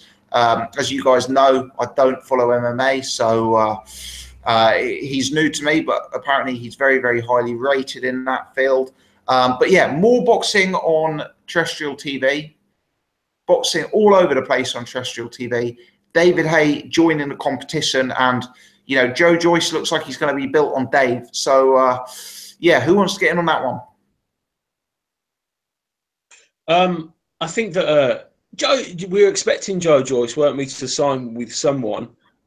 Yes. I mean, it was a bit of a surprise because I looked at those fighters, and I'll be honest with you, I haven't much knowledge of those fighters. So I'm looking at the picture, and then I see Joe Joyce, and I'm thinking, that's a strange one. You know, that's a good coup by David Haye. I think the reasoning behind it must be that he's looked at Matchroom, think they've got Joshua White. He's looked at BT. They've got Dubois, Hughie Fury, possibly Tyson Fury. So maybe there's not the room for him. And I think this is just the way boxing is now going. I mean, Frank Warren hinted to it in an interview that, you know, in 8 months' time, we're going to see big changes. I think it was Frank Warren, big changes in the landscape of the way boxing is going to be done. And I think we're starting to see it now with all the terrestrial television jumping in on it. And I think that Joe Joyce, and David Haye's a clever man, and that he's probably he's seen the way that boxing's going to go and realised that you don't have to necessarily tie yourself down to one station or to one channel or to one broadcaster, and that maybe you have the flexibility to move about a little bit. So I think that's a good signing. It's obviously David Haye's coming to the end of his career, and this is the way he's going, and he's going to start building a team and a stable of fighters that he could start having a good association with Dave. Indeed. I'm going to read out a tweet that I came across today, which is from Steve Big Daddy Bunce, which I now, having said I'm going to read it out, have managed to lose it, which is very, very unfortunate. Oh yeah, here we are. So Steve Bunce has tweeted out, we need to be very careful with television dates. BoxNation BT have 20 to 30 UK dates. Sky have 20. Dave have 5. Channel 5 have 5. And ITV have 5. Nobody wins if they all clash. What's your take on that, guys? Do the promoters need to recognise this and perhaps have a promoters union to ensure that boxing is the winner? Sorry, I'll cut that. Yeah, I believe so. I think it's going to be very congested. For fans, it's great in a way, because at the end of the day, we can watch it the next day, or we can record it, and we in a way, it gives a lot of power back to the fans, because now we have a choice. We can make our decision on who we want to watch live, which is kind of nice, you know, which makes the promoters, gives them something to think about, and maybe make them work a little bit harder than they necessarily had done before, because Eddie Hearn has pretty much had everything his own way. And it's kind of nice that Barry McGuigan and even Eubank and now David Haye and Frank Warren are starting to push him and put the pressure on them. And it's not going to be as easy for them to make crap fights, for them to sign certain fighters, and to have everything their own way and monopolise the British boxing scene. 100%. Jet, Tom, if you want to get in on that, speak now or forever hold your peace. Moving on, the boxing tournament draw is complete for the World Boxing Super Series. Interestingly, the top 4 seeds in each division were able to pick their opponents. A lot of matchups have been made, well, 8 to be precise, 4 in each tournament. For me, the standout matchups are George Groves versus Jamie Cox and Maris Bradis versus Mike Perez. 2 excellent fights that for me are really mouth-watering matchups. No broadcaster has been decided to my knowledge yet. I believe I saw a tweet from Eddie Hearn saying that the problem was if you were bidding for these fights, you had to bid for the whole lot. There was no scope to take just one of the fights. You've got to take all of them as a package, which is bringing into question whether Sky are going to bid for them. So it will be fascinating to see what channel it ends up on. You've also got to throw into the mix Chris Eubank Jr. versus Arthur Abraham winner joining the tournament, following on from the fight that's taking place this Saturday. But yeah, guys, what do you make of this news? What do you make of some of the matchups? I'm getting increasingly excited for this. Looking brilliant. It's the best thing that's happened in boxing since the PVC. You know, more stuff on. You know, we may even get lucky. We might even get this being put on terrestrial TV. You might get a crowd like ITV by it. You know, imagine how good that'd be. You'd be getting 14 dates on terrestrial TV if that happened. So I think it's brilliant. Like, I can't wait. Like, the cruiserweight one is completely stacked. The super middleweight one is missing. Like, super middleweight probably needed De Gale, Benavides, maybe the Durrell brothers, maybe us Katagi. But you know, but I think it's a bit weaker. But even still, you know, we could end up with, you know, some very good fights in that other one. Some of the guys, though, I don't know if you guys, I've done a bit of research today. I watched a bit of Yaman Yildirim. I don't think he's very good. Who else is crap that's in it? There's a few guys I don't know. Brand. What's the American guy, the middleweight? Brand. Is he any good? No. No, Well, not great. Not really. Average. Although I do think Eric Skoglund or Skoglund, I think he'll beat Callum Smith. I think Callum Smith's well overrated. I wonder what the other promoters think about this, because Solon's right bang in the I'd say middle. they're shitting themselves. Yeah, he's got a few of his fighters in there, and I wonder how they feel about this, because it could, if successful, completely transform the landscape of boxing. Yeah, completely. Maybe not for the heavyweight division or the welterweight division, but for all the rest of them. Call out about a potential heavyweight, you know, maybe next season, about bringing the heavyweights together. But he did say that it would cost a lot of money, you know. And I think if that's costing $50 million, it'd be $200 million for the heavyweights. Yeah. But I think, you know, they've got quite good backers, I think, by all accounts. And if the money's there to be made, which it probably is, if you would imagine, I was thinking about it the other day, they say 8 fighters. So you'd have Tyson Fury, Wilder, say, Joshua, Parker. Who would the other 4 you put in there? Out of interest. I put Huey, maybe Povetkin, but he's a juicer. Baby Miller. Huh? Lucas Brown, Dillian White. What about no, not Lucas Brown. There's some other guys, isn't there? Joshua's mandatory. Luis Ortiz. What's his name? Luis Ortiz. Yeah, Luis Ortiz. Absolutely. Who's Joshua's mandatory? Pulev. Yeah, he'd go in there, I think. The cruiserweight tournament, especially if it's a guy like Usyk or if it's a guy like Mike Perez, maybe you could chuck them in. Well, Callis Allen did say that he said that he got everyone he pretty much wanted in the super middleweight, which I find really hard to believe when you've got Jürgen Brähmer coming down a weight. He's a Sauerland fighter, isn't he? Yeah. Sauerland's got, what, 1, 2, 3 fighters in there of his, and possibly 4 if Arthur Abraham beats Eubank Jr. Yeah. I'll tell you what, I know George Groves is a favourite, but if you look at his route to the final, my understanding is that in the semi-final, he would face the 3rd seed, the winner of the 3rd seed fight. So he's got Jamie Cox in the first round. If he gets through that, he's got the winner of the Eubank fight, which most likely is going to be Eubank.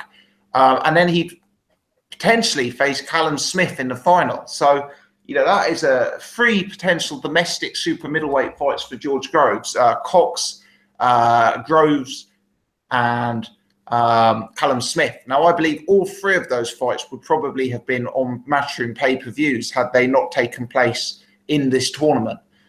So if Iris Tom's point that this could end up on a domestic, you know, on a normal TV channel, if that were to be the case, that would be a fantastic win for the boxing fans.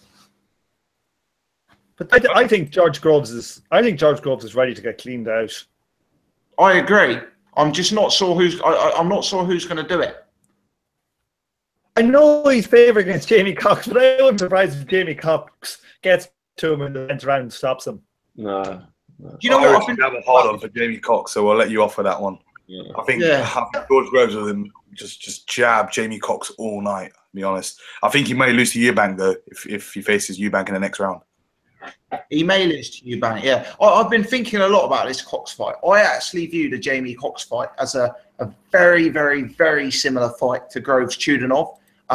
You know, Chudanov had vulnerabilities that Groves could expose, as did Jamie Cox. You know, they're not technicians, they're smaller guys, they're very vulnerable to someone who can use range and use a jab. They're quite defensively open.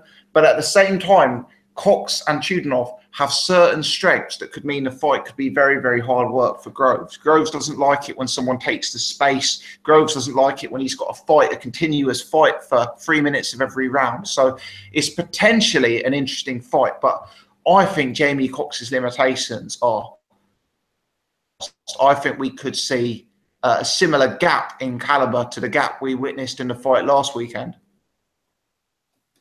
I just think that Groves is vulnerable, and I cannot see him. I think I'm just looking at odds here on Betfair now. George Groves is joint favourite with Callum Smith, 8. I think that might be the worst bet ever. What, 11 ever to 8? Invented. 13 to 8 for George Groves to win that tournament, and 13 to 8 on Callum Smith. Yeah, I'm not so sure about the Callum Smith one. I think that's bad price. Chris Eubank Jr. is only a nice price, mate. I'd want 7 or 8 to 1 on Callum Smith, I think. This tournament, it's kind of weird because there's no boxer in it. Is Jürgen Bremer? I suppose you can call George Groves a boxer, but is Jürgen Bremer a boxer? Yeah, Probably. Is Callum Smith? And that's it. Callum Smith's not a boxer. No. He likes I think to. It's not inconceivable that Eubank Jr. might actually win this tournament. Yeah, I think so. I'd have Eubank. Look, Eubank Jr. has a much better resume than Callum Smith. You know, so Eubank Jr. to me is more proven. I don't mind about the resume, but Smith is just well overrated, and he hasn't really fought anyone on note in any recent times. He's been waiting on a WBC world title shot, but he's just been doing that. He's just been waiting around. He hasn't been active at all. Yeah, no. So I think Callum Smith is likely. I think that's poor price. I think Junior is probably the best fighter in it. You know, but a lot of these guys like Yildirim, Jamie Cox. I haven't seen Skoglund or Brandt. Arthur Abraham. Well, obviously he's not really going to be in it, but so those guys, none of them are boxers. Like the only one that can really box to me is Groves and Bremer. So they're the ones that Chris Eubank Jr. will struggle against, if you ask me. But I think George Groves will be found out. Like Chris Eubank Jr. for me beats George Groves every day of the week. And Bremer is Bremer is unknown quantity. But it should be interesting. I'm buzzing. Yeah, I agree. Can't wait. Yeah, I'll make a bold prediction. I don't think Eubank Jr. will complete this tournament. I'm not saying he'll lose. I'm not saying he'll get beaten. I think Eubank Sr. is too much of a control freak. I think they'll play too many stunts along the way. I don't think they'll be comfortable having their fight dates dictated to them. I don't know if they'll be comfortable with the way the Eubanks operate. Who's going to be surprised if they decide they need to come back and renegotiate the money for the round 2 fight when they find out it's Eubank Jr. versus Groves? I would just be very, very, very surprised if the Eubanks play ball to enough of an extent to get through 3 fights where the terms are dictated to them by the tournament. But that's just my prediction. I've been wrong very many times. Also, the deal with ITV as well. What's going to happen with the ITV pay-per-view sort of deal as well? If they can't get all the fights, it's going to be a bit tough. So you might be right there. Well, look, I think that if they try and do that, they'll be sued out through their fucking asses. Yeah. Small money. All you've got to do is blame it on an injury, though, Tom. All you've got to do is Eubank's broken his hand in training, or Eubank's got a tennis elbow, or Eubank's hurt his Achilles. You know, they're not going to pull out because... absolutely. But the thing is, though, Tom, like these aren't like a Mickey Mouse thing. They're not like one promoter. This is like a big-ass money thing coming in. And, like, you'd have to be able to prove your injury. I just think that if they did that, I really do think that they would be actually... no promoter would work with them ever again. They've done a good job so far of upsetting just about every promoter in English boxing. So now they're about to spread it to European boxing. Well, I think that's the point. I think they've come to the decision, or they've suddenly realised that, hold on, we had nowhere to go, and with the pay-per-view buys for his last fight on ITV not being great, he must be thinking, well, hold on a minute, we need to, start making some money here, and we've got no option because we've burnt all our bridges. So this is a good option for them. I think a lot will depend. I think as well, like Jay, there's good money in it. Yeah. Fight a guy like Gilder, and I think a lot will depend on the buys for Abraham on Saturday. They might look at that again and go, we're not going to make the money here. We can't, because is he going to generate massive buys? Abraham, Eubank? Not really, I don't think. He'll probably do better. He's obviously going to do the last one, but the big money's there, isn't it? And I probably reckon ITV will bid for this. I think they will. I think they'll bid for this, and I wouldn't be surprised if they get it. But they can't put them all on pay-per-view. Well, this is the problem, isn't it? Because it's 12 weeks, isn't it? So whether they 14 weeks, 12 consecutive 14 weeks. So it's whether they have the option to buy only the super middleweight tournament, or whether they have to buy both. I think they have to buy both. I think they could buy. They'd have to buy both. But would it be possible that if they bought the lot, they could get certain fights on the same night? So could they have the Eubank fight? No, they're all on different nights. On the same night, and then sell it as a pay-per-view. Is that a possibility? No, because they're all scheduled separate weeks. They're all on different nights. Oh, are they? Yeah. I'd put 10 of the fights on. Like they might put the non-Eubank fights and maybe the non-Groves, like the non-good fights on ITV2, and then put the other ones on pay-per-view. But I still don't, But anyway, hopefully ITV go for it. Imagine it was all on fucking ITV Saturday night, World Series of Boxing, 14 weekends of the year. It would do huge numbers. Especially with Eubanks in there. And why the fuck did Chris Eubank get to choose? And why did he send Chris Eubank and not Junior? What a way. Neither Eubank Junior or Abraham turned up because they were preparing for the fight next week. That's just typical. I suppose it's next week, maybe, yeah. It's typical Eubank, though, isn't it? It's typical Eubank, because apparently they were saying Eubank saying he didn't even think about it. He just jokingly just pointed out that's the man. Do you know what I mean? They're giving this impression that they don't really give a shit who they fight. They'll fight anyone.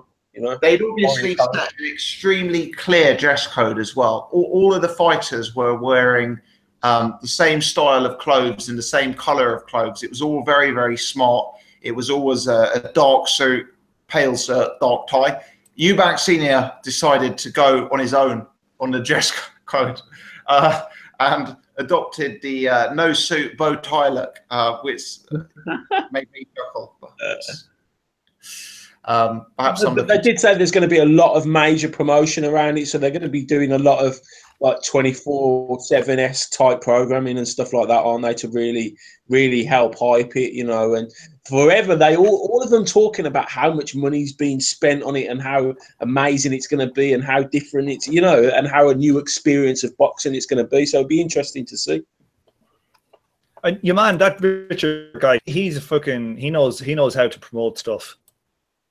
There was he did a great job with Golden Boy. Champions League people that worked on the early days of the Champions League and things like that. Do you know what I mean? So they're used to rebranding and launching things, obviously. 100%. Guys, I'm going to browse over some of the stuff about Floyd Mayweather McGregor, because we've discussed that before and we'll discuss it again. And my guess is there isn't as much interest in covering that tonight. Before we go on to next week's card, let me just throw out Billy Joe Saunders versus Willie Monroe Jr., which is a fight I believe has been confirmed. What's your take on that one? I think it's a reasonable fight. I think it'll probably be a quite a boring fight. I think the styles won't gel very well. I agree. We'll see what state Billy Joe Saunders is in. Whether he's actually living the life and training right. Because if he's struggling with Willie Monroe, he's a much better fighter than Willie Monroe. Yeah, I think it's much of a name. I think could see this when that was a fight they could build quite easily because even though he didn't speak English, he was kind of crazy, wasn't he? And he was good television. He beat Tommy Langford, and then when that fell through, they must have been scratching around desperately for a fight. But you know, Willie Monroe Jr. He's a half a name. He's been in with some decent people, but usually lost.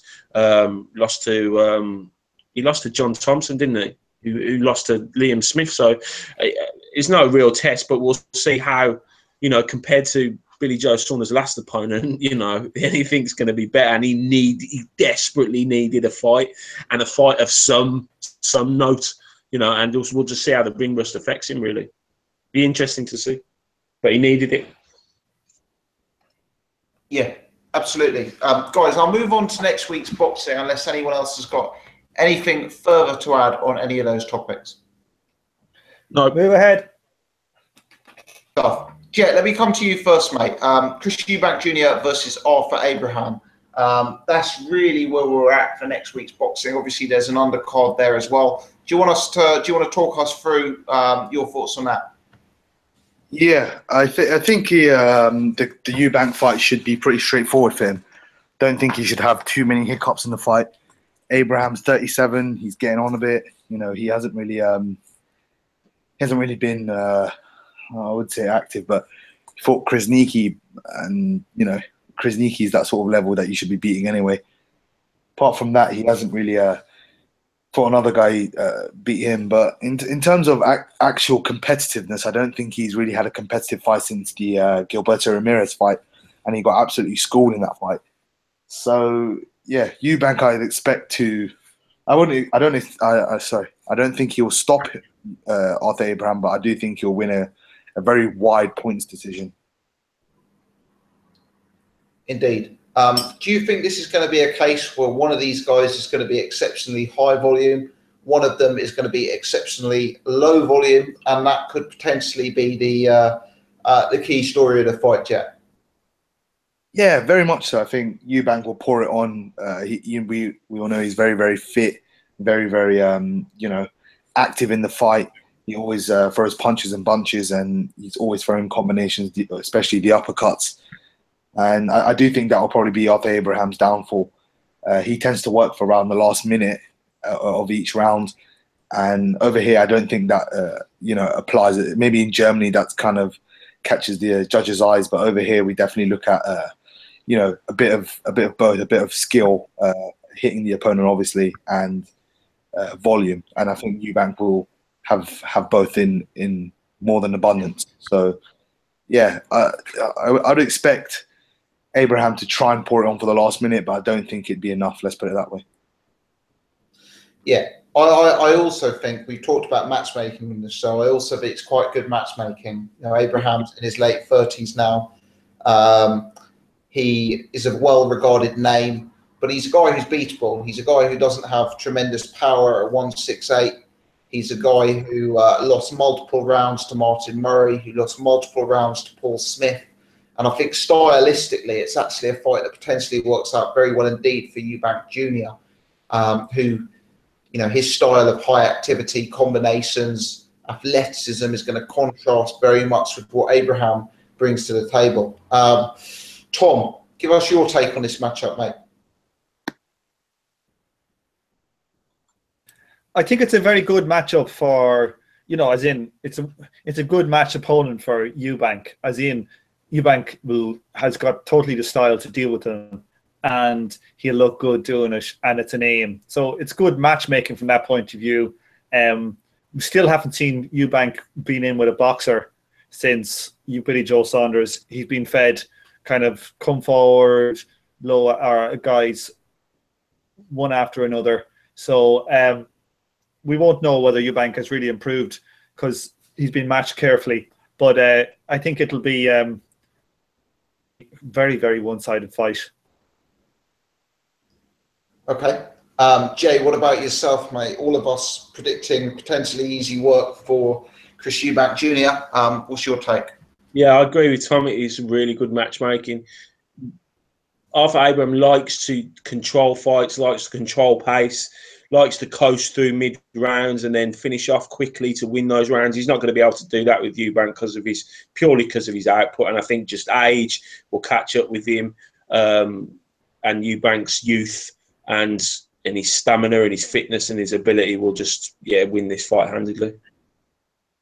Okay. Do you think there could be any difficult moments for him, or do you think it should be plain sailing? You never know. Abraham, he's a tough veteran. He's been around the block. He's been in with good guys. He's got a lot of ring craft. You never know. You know, there might be problems. He might bring something that not that we haven't seen before, that Chris Eubank Jr. hasn't seen before. So there's always that, you know, that possibility. But if you were betting, you would say, you know, it's going to be an easy night's work, and it should be. If he fights the right fight, it should be an easy night's work for Junior. But you know, boxing, things can change. 100%, Jay.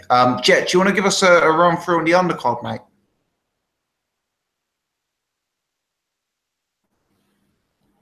Oh, let me just check if we've still got Jet. Oh, we might have lost Jet. He said that he had to, he sent me a message saying he had to drop off. I didn't actually see the message, so apologies, Jet. Well, apologies that I didn't pick that up. Let me pull up BoxRec and I will talk you through the undercard and ask the other guys if they've got any comments at all on any of the matchups. I know that the co-main event, if you like, is a world title fight. Selby Barros. Selby versus Barros, which was a fight that was scheduled to go ahead, but for whatever reason, I believe it was due to medical reasons, didn't happen last time around. You've also got Robbie Davis Jr., another much hyped Irish Tom prospect, fighting for the WBA Continental belt. Kid Galahad versus Jose Cayetano, and Martin Joseph Ward versus Anthony Kakas. So 5-fight bill. Relatively high standard of fights. Anyone got any thoughts on those undercard matchups? I'd say they're all just pretty much one-sided. I look down that list and I just, you know, you can pretty much pick your winner as the home fighter on all of them, really. I agree. I think it's I give them some credit for the fact they've got a British title fight and a world title fight, even whilst admitting that they're not necessarily competitive matchups. Yeah. Let's talk briefly about the pay-per-view, guys. A lot of people clearly very upset that this is pay-per-view. It's a debate that raises its head time and time and time again. Does anyone know what the price of this pay-per-view actually is? I don't. $16.99. It really, I believe last time it was $9.99. Was it, Tom? Yeah, $9.99. But the last time it didn't work, so this time it's $16.99, and there's a better chance that it'll work if you pay your money. Indeed, yeah. To confirm, I am currently on the box office website, and it is indeed a $16.95. So Lee Selby's put that price up straight away. Indeed, it's. I'm sure it's Selby, but yeah, $16.95. You know, certainly it's being priced comparatively to the Matchroom pay-per-views. What's your thought on that, guys? Do you think this is an inferior product? Well, go on, Tom. I was going to say the headliner is not as good as a general Matchroom card, but I think the undercard is better. I'm looking at the odds here. Kid Galahad 1-16, Robbie Davis Jr. 2-17, Martin Joseph Ward 11-17, Lee Selby 1-16, and Chris Eubank Jr. 1-6. There you go. So, you know, but at least they're not 1-100, you know, which is, you know, they're all fights. You know what I mean? Even if they're, you know, there's a heavy favorite. It's not like you get 1-100 and you have to watch fucking Nigel Benn on there snogging his son. But, you know, they should just have that pay-per-view. They should have a pay-per-view porn channel with just Nigel Benn snogging Conor Benn. It's wrong. Especially rimming him. You know what? I just think this is just the way it's going now. This is just, we have to accept it. I was really pissed off about the first one. This one, you don't have to accept it. Huh? You don't have to accept it. We just stream it. We don't have to accept it, but that's the way it's going to go. Because I reckon Dave will get into that pay-per-view market as well. With this David Haye thing, David Haye is saying certain opponents that are going to cost a lot more money than Moray and whatever the other fella's name. So I think everyone's going to start hitting pay-per-view now. And IEV obviously don't give a shit what anyone thinks. You know, people moan like crazy about the first one, and then they go and do it again. They don't care. You know, so I think everyone's going to, and it's just going to get fucked up and saturated badly. But I think that's just the way it's going to go now. And we can't really complain, you know? Oh, well, we can, but rapid different. We can complain. We should complain. Boxing on pay-per-view is the death of the sport. Boxing on paid platforms is the death of the sport. We want boxing on free-to-air telly all the time. Look at what will happen with Ohara Davies. We've got a chat. We've got a platform here. We've got our own Gossip's boxing channel, so we should be trying to promote that. And you know, the thing is, lads, look at the reaction to Eddie Hearn. Like, the whole place was fucking shouting and booing at Eddie Hearn. He's been booed at every time now he's been on telly and interviewed on at these matchroom things. So, like, the thing is, all these podcasts we have like this and the Asylum and the Coalition and all these other ones, you know, they do have an effect. There's a lot of people out there even going to these shows and we say they're all casuals. A lot of them aren't casuals because they must be listening to our podcasts. You know, they must be listening to podcasts and people actually knowing about the business. So you're definitely right, you know, but we shouldn't think. Yeah, but you're definitely right, and I agree. But it's like footballers, isn't it? Footballers get paid hundreds of thousands of pounds. We moan like crazy. We go fucking mad. Why are they getting paid so much money? But they still go and watch them. It's never that they've almost put themselves into a position where there's no way out now. You know, because fighters are expecting big money, and this is what they want. And while people are buying them, which they will continue, look at Joshua. I mean, you're talking mega numbers, the biggest numbers in British boxing history. So it's not going away by a long shot. So, you know, we can speak up, but we're a minority. Well, Joshua wasn't the biggest numbers in history, far from it. But no, in British boxing history, as far as well, like Ricky Hatton did similar numbers, didn't he? Probably Mayweather. But I mean, from a domestic fighter, you see the way British boxing has gone now, and I just think that you know, a big part of that is made up by the casual, by the armchair fan. Yeah, look, and those people don't listen to podcasts. But I can guarantee you. But who are these thousands of people booing Eddie Hearn? No one about. Of course, yeah, but so there's got a lot. You're in the Lions Den in Scotland there. If every time Eddie Hearn's on telly and he gets booed and people start wondering why he's getting booed and they look it up on Twitter or whatever. I've seen it. The other thing is, like, we've had revolutions in the American market like PBC, which has had its good and bad points, bringing boxing back to the mainstream. We have got the WBSS, that coming, World Boxing Super Series, that could easily end up on a mainstream free-to-air channel. We've got Channel 5 having a good show last night. We've got Dave. We've got Boxing on Dave. So should we? Let's put it. Okay, but let's put it this way: PBC are on their ass. We know that was a bad financial move. Josh Taylor, when he gets into a massive fight, so if he was going to fight Terence Crawford, how are they going to pay for? How's that going to be built? Is that going to be pay-per-view? I don't know. But is that on Channel 5? No chance. Whose side are you on? Whose side are you on? We should be. No, I am. But what I'm saying is the reality. It's the reality of these things. It's while the companies are making mega money, they're still going to keep doing it. IEV approving that. They got slated by everyone for that fight, but they still go and do it again, and they'll do it again, and they'll keep doing it. But remember, there's like people watching it, and then they can't afford it. But there are lots of different business models.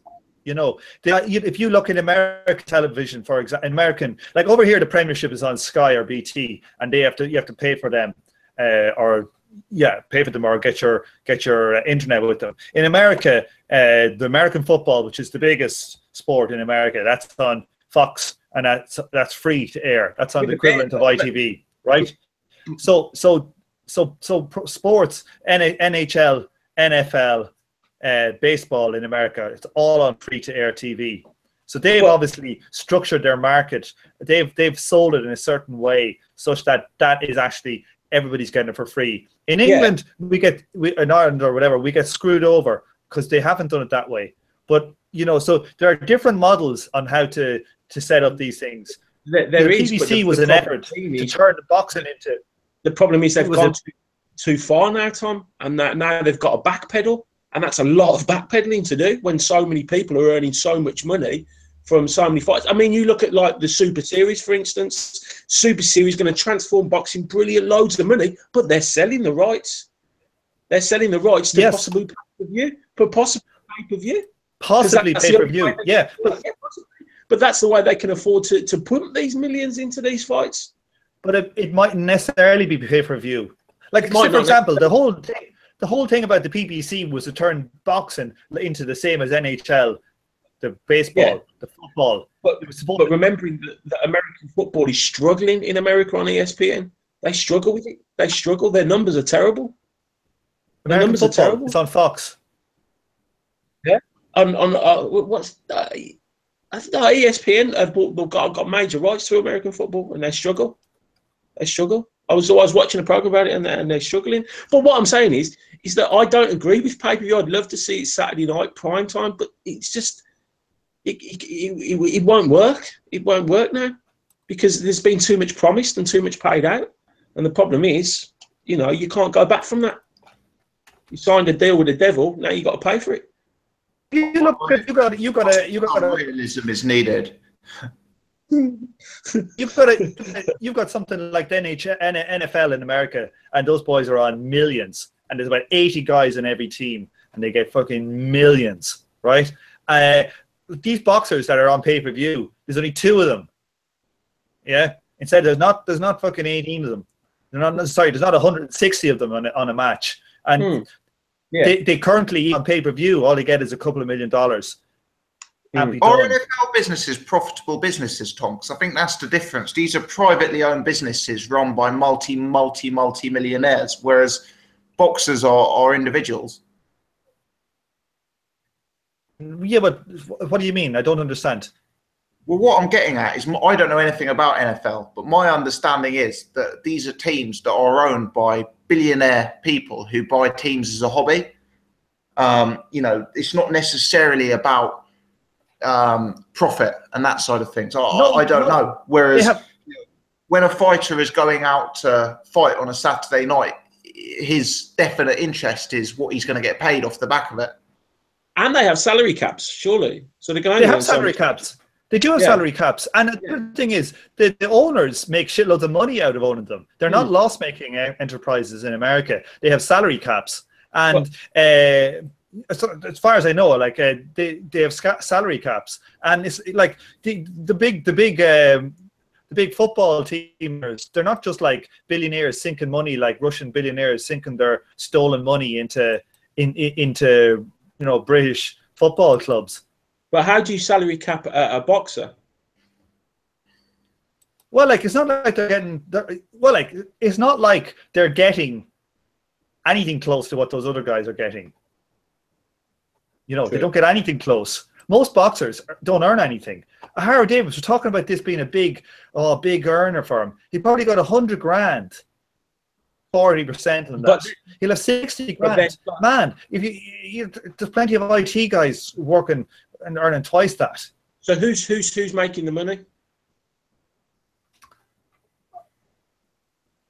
I don't know. Like it just seems to me that it's a weird one because you tend to have in other sports you have league systems that are set up and cup systems, where in boxing it's essentially been one promoter here, one promoter there, that the governing structures have been either so corrupt or so badly run that they've never managed to having, say the equivalent of what the UFC does. Man, the UFC is on Fox in America. Their fighters don't get paid as much, right? But it's not like paying the fighters more would be the difference. But that's why they're still trying to. But then they're aching to get over to boxing because they know where that's where the money is. Well, like what you actually want in like as fans, what we kind of want is like, you know, a worldwide boxing monopoly that's regulated. That's kind of what you want. But what you have is like a shit show. Yeah, yeah. You know, that what you really want is the PBC to take off and all the best fighters fight in the PBC, and then the rights are over here, and maybe the PBC is in England too. And you want one thing, and you want the fighters getting paid well, and they sell the rights to the shows, and they're on terrestrial TV. That's kind of what we want. Yeah. But like, and I think that other sports do it like, and other sports it works for. I don't see why boxing it shouldn't. It's but not like boxing. The influx, Tom, of so many pay-per-views might help that. It might help that in the sense that it'll get saturated. No one's making any money, so they've got to sort of revert back. You know, because like the pay-per-view that Warren did with Sky and that shit, and they decided I'm not going to do any more pay. Do you know what I mean? Pay-per-view like siphons, like, you know, it's like a parasite on the sport. It takes the current popularity and it makes money off the current popularity, and the long-term health of the sport gets fucked over. It's just like a parasite. It's like but if there's that much, then eventually no one's making any money from it. So then they'll think, well, what's happening now? Back to ESPN with boxing. Manny Pacquiao was on free-to-air TV. Manny Pacquiao, one of the biggest sports stars in boxing, was on free-to-air TV in the United States. That the pay-per-view model in America has so screwed over the sport that now the PBC and Bob Arum is going back. We're starting to see boxing has been so destroyed by this pay-per-view model that it's going back the other way now, where they can't make money on pay-per-view, and it's going. So maybe that's what will happen in England. But unless you have like some kind of strong governing body, some kind of coalition of promoters or whatever way it'll be, governing bodies to do it, unless something like that, you know, works similar to the UFC, you know, boxing will forever be fucked. Yeah. I'm not sure I agree, Tom. I mean, we've had this discussion before, and to be fair, you are a few years older than me. You've been watching the sport for a lot longer than me, so you know you were a boxing fan during the Ben Eubank era. I was just a glint in my father's eye. But what I'm getting at is, you know, from my perspective as a younger boxing fan, I guess you could say,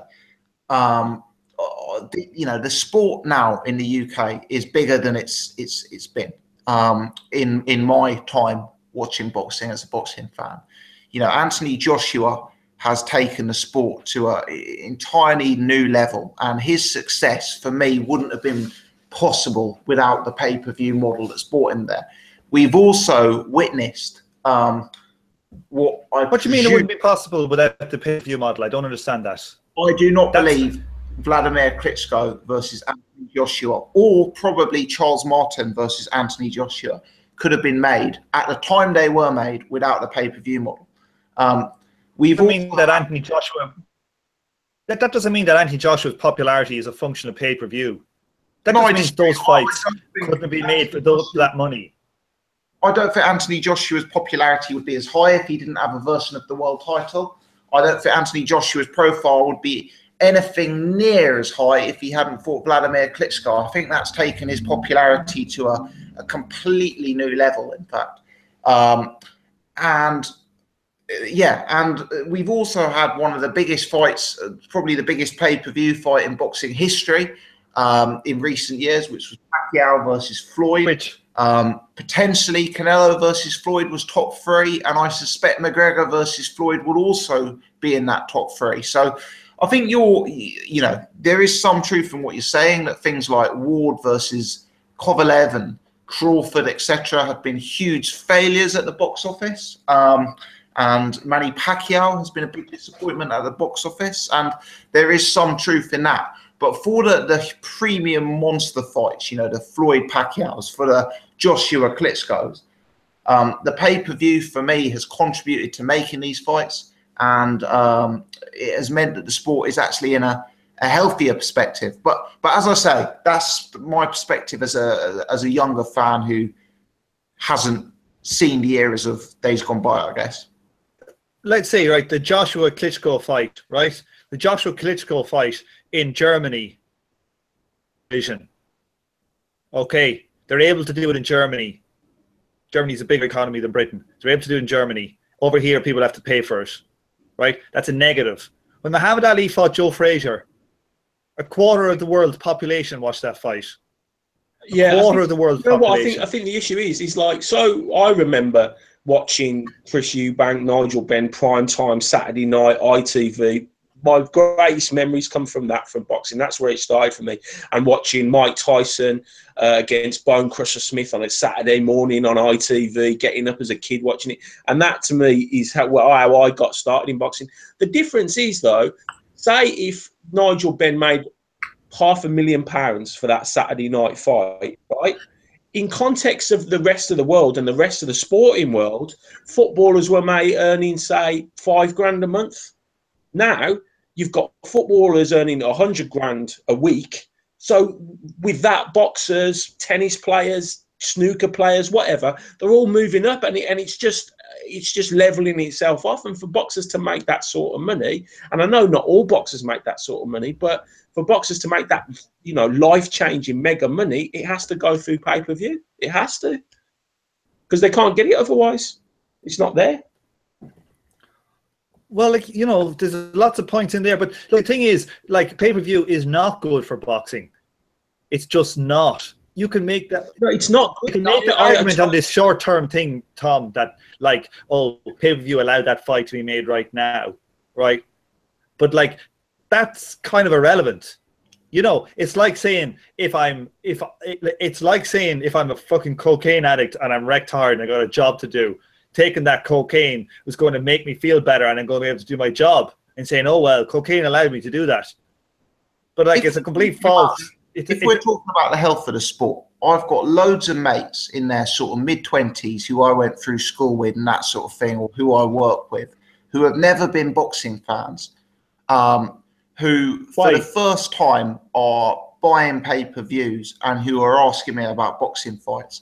And I have legitimately seen a huge uplift around my circle of friends in interest in the sport of boxing since the likes of Anthony Joshua fight. I've also noticed a bit of a waterfall effect where these guys are, off the back of their interest in Anthony Joshua, have started getting very interested in David Haye Bellew, have started getting very interested in Chris Eubank Jr. You know, it is bringing people into the sport, it is bringing money into the sport, and it's bringing new fans. That's bullshit. Pay-per-view is not bringing them in. Anthony Joshua is bringing them in. Anthony Joshua is bringing him in because he's a dynamic heavyweight with knockout power who's exciting to watch. Anthony Joshua is bringing them in. He wouldn't be bringing them in if he was fighting in Dillian White in a British title fight next week against Marius Wack, which is probably what he would be doing if it wasn't for the pay-per-view market. Or if he was fighting Dillian White for a British title fight that didn't need to be made on a pay-per-view. That was a pay-per-view which did not need to be made a pay-per-view. Anthony Joshua was not getting big money before that. That fight would have brought... You telling me Anthony Joshua is popular because pay-per-view? Anthony Joshua is popular because he's an exciting fighter to watch. Pay-per-view is a thing that prevents Anthony Joshua from being an actual megastar. He's popular in England. He's a popular sports star in England, but he's unknown in most of the world. Unknown. Yeah, but unknown. Muhammad Ali, when he would arrive, cars would stop in the street in every single country in the world. But it's not about that. It's about the money, though, isn't it, Tom? That's the problem. The problem being is that if you could say to Anthony Joshua, there's no pay-per-view, so all you're going to earn is £1 million a fight, you know. But while there's that option there, he's always going to turn around and say, "Get me on pay-per-view. I want to earn big money." That's how Mayweather earned his big money. You know, he's through pay-per-view. And while the option's there, they're always going to go for it and try and get hold of it. It's just the way it is now. Times have changed. Yeah, but you know, like what he was 20 years ago. Like that Charles Martin and Klitschko would not have been made without pay-per-view. Who gives a shit? Charles Martin wouldn't have been made. Who fucking gives a shit? Well, seriously, guys, we're talking about a shit fight. Yeah, Tom, we're talking about the health of the sport, and what I'm saying is that loads of people my age are coming into the sport because of this movement right now, and it's because Joshua with a world title taking on a guy like Vladimir Klitschko. It's all a journey. If Joshua hadn't fought Charles Martin, he wouldn't have had a belt. If he hadn't had a belt, he wouldn't have had the opportunity to fight Vladimir Klitschko. You know, none of these fights would have been able to have been made financially without the pay-per-view model. So what I'm getting at is they contribute towards the situation we have now. And honestly, mate, all I'm saying is I have never experienced the hype around boxing amongst people of my age right now. No. Do you know why that is? That's because of Anthony Joshua.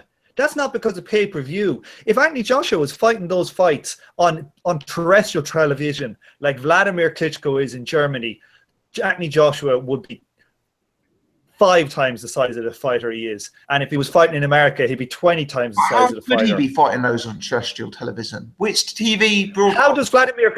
£20 million? How does Vladimir Klitschko fight in Germany on pay-per-view and earn super big money out there? How does he do it? Vladimir Klitschko opponents paid, Tom? That's the key thing. We're not, you know, they probably had to pay. How much was Tyson Fury paid? I don't know. Tyson Fury got paid like £5 million or something. Like, seriously, Tom, like, Vladimir Klitschko is one of the richest boxers in the world. But that was a pay-per-view fight. And he didn't make it. Was that not a pay-per-view? In England. It wasn't pay-per-view in Germany. What would Tyson Fury have been paid if it wasn't pay-per-view? You know, my point is, if you're going to pay an opponent 5 million or 10 million, just like Tyson Fury got paid, just like Vladimir Klitschko got paid, you need the pay-per-view model. It's as simple as that. It's not as simple as that. How much did Vladimir Klitschko get in that? Because Tyson Fury was the mandatory, and he was entitled to 20%. If Fury got 5 million, Vladimir Klitschko then is getting 20 million. Okay? And that's probably more than Anthony Joshua got for the Vladimir Klitschko fight.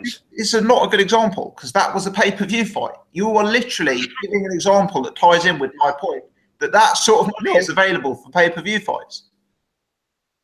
But what do you mean by, like, Vladimir Klitschko in Germany was not pay-per-view.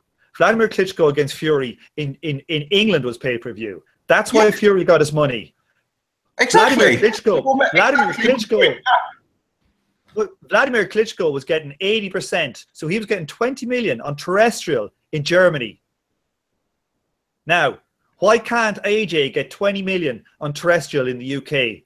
Similar populations. Well, he could do if the UK broadcaster came forward and made that offer. Do you think it is realistic that a BBC or an ITV or a Channel 5 is going to offer 20 million? How come that the German model, how come they can offer it? Well, potentially, surely they're not doing it. Vladimir Klitschko is a world champion who's been established for 10 years. Potentially boxing is a... How did he make money on it? Tom, I have no idea if Vladimir Klitschko got paid 20 million. You're saying it. I don't know if that's true. If it is true... Well, we know what... Does Vladimir... was the Tyson Fury fight not broadcast in the States? You know, did Vladimir Klitschko that would be cut of the UK pay? That would get very...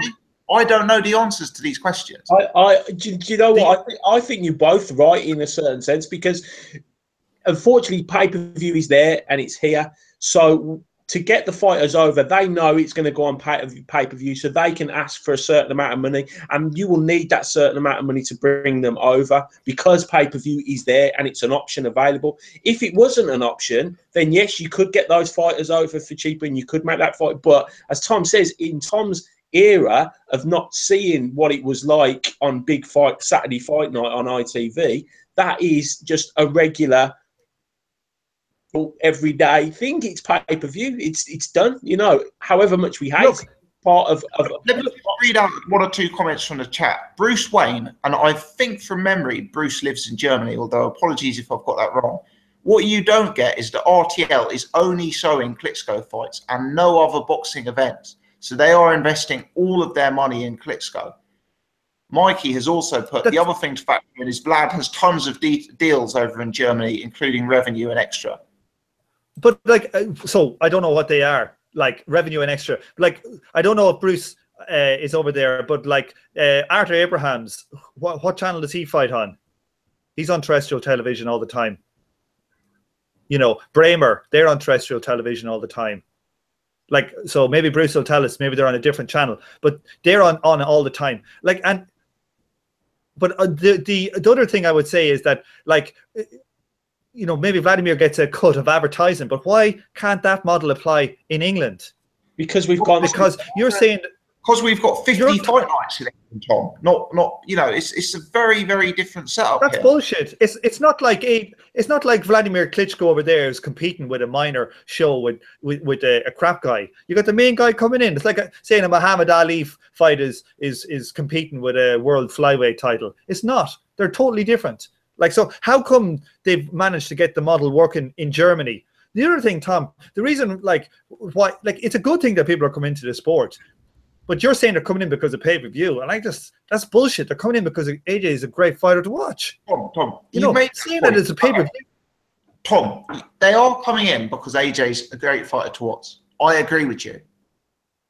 Would they have come to find what a good fighter AJ was to watch if it wasn't for the Charles Martin, Dillian Whyte, and Vladimir Klitschko fights?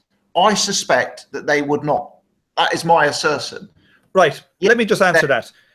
The Dillian Whyte was a Commonwealth or British title fight. British. That should never have been on a pay-per-view fight. Only that Eddie Hearn thought he could get away with it. Let's be honest with that. That didn't need to be made on pay-per-view. He did it because he thought he could get away with it, and he was right because AJ is an exciting fighter. Look, you still can't. If you can't tell me why Vladimir Klitschko is able to fight on television, free to air, and be paid $20 million. If you can't tell me why that can't work in England, then it doesn't need to be pay-per-view. The Vladimir Klitschko Tyson Fury example, because that was clearly, I mean, whether it was pay-per-view in Britain or not, that was a pay-per-view fight. That wasn't a pay-per-view fight in Germany. It was a pay-per-view fight in the UK. So there was a substantial pay-per-view revenue contributing to the total value of that fight. If we look at other Vladimir Klitschko fights that were not pay-per-view, I don't have figures in front of me. I don't know exact figures, but I do recall a variety of Vladimir Klitschko opponents, such as Pianetta, for example, and other opponents he's fought in relatively recent years, where purses have been actually below 7 figures for Klitschko opponents. They've been in the 6-figure range. Now, clearly, those were not mega fights, but my point is that's the sort of money that Klitschko opponents may have been getting historically when fights haven't been pay-per-view. You know, there is... Also, Tom, most of them are probably voluntaries, where they're not entitled to 20%. Am I right? Yes, very, very possibly, yeah.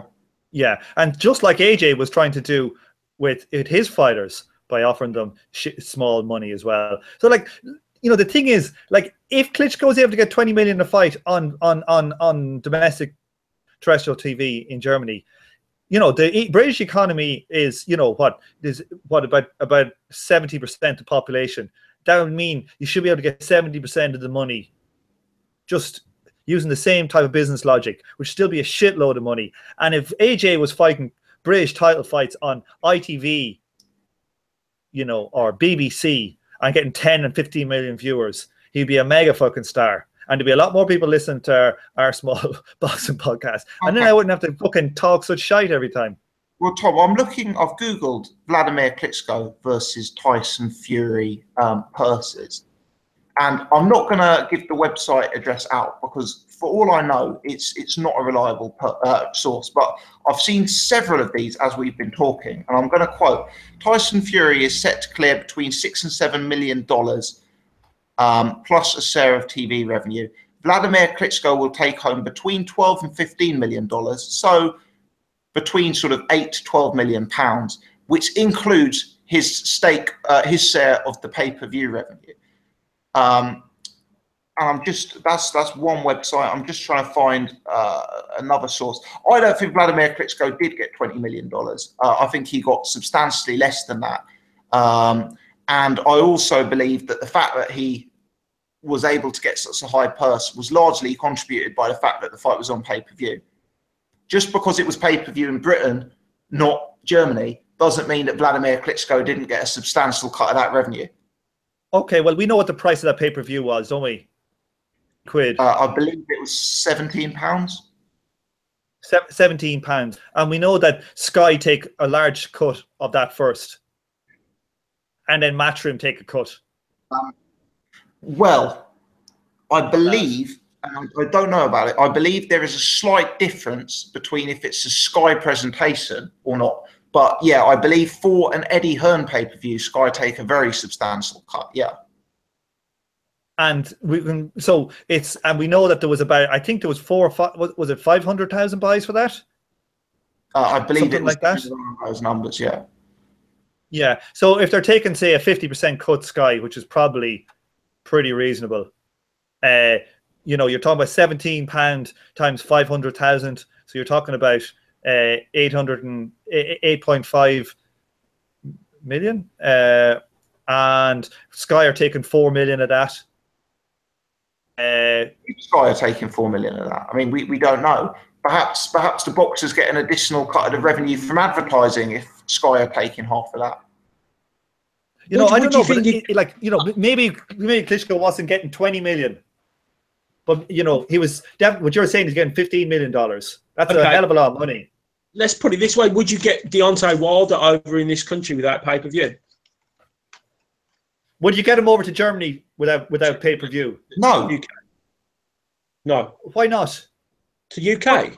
They didn't get Tyson Fury over without pay-per-view. This whole argument is a red herring, mate, because you're basing the argument around the fight that was pay-per-view. Look, the vast majority of it was the pay-per-view. Of those revenues, if we're just looking at them and what Tyson Fury got paid, you know, we're looking at... It's very easy to say that when you're injecting $8 or $9 million of pay-per-view. Let's take a fight that wasn't pay-per-view. Is it? You know, let's maybe look at the Kubrat-Pulev fight. I don't know if we can find some purses for that. Let me run a search on that. But it's very easy.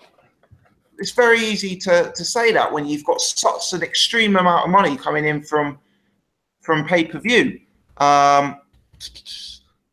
fact, I believe that went to purse bid. So we should be able to work out if we can find the Klitschko wins, Klitschko versus Pulev purse bid. Okay, Tom. So the purse bids for that fight were won for just over $7 million US. So if that was done on an 80-20 split, Vladimir Klitschko would have got $5.5 million, which is somewhere between £3 and £4 million. Kubrat-Pulev would have got about $1.5 million, which is about £1 million. So it kind of ties in with the point I was making earlier, which is that Klitschko how does that have got six-figure fees, or you know, maybe Pulev has just about scraped a million pounds. These are not the kind of fees you are going to get. You are going to get the Wilders, the Klitschkos, the Charles Martins fighting Joshua for a non-pay-per-view. Yeah, but Pulev wasn't a big character. But even still, that's $7.25 million. Okay, that's the purses only. That's the purses only. That's the purses only. Yeah. So we don't know what Vladimir Klitschko is also getting on the other side. Vladimir Klitschko, as far as I know, was getting a cut of advertising revenue. Paying that to Pulev. They'd be paying that to sorry, they wouldn't be paying that to Pulev, because that'd be a separate negotiation they probably have with their own television thing. All they have to do is outbid Pulev. You know, I don't know, but like literally, that wasn't even a big fight. And from what we're seeing here, Vladimir Klitschko is clearing $5 million, right? So yeah, that's similar to the type of thing that, say, for fighting Martin. Yeah, and it's not on pay-per-view. Well, no, the difference is that they had to pay Charles Martin that money to get him to come in, Tom. That's the key point I'm making. It's not just about the headline fighter. Yeah, but who gives a shit? Who gives a shit about whether he had to bring him over or not? Like, well, we're talking about the health of the sport. Like that. I'm saying it's absolutely key for the health of the sport that they've been able to get Joshua a world title fight.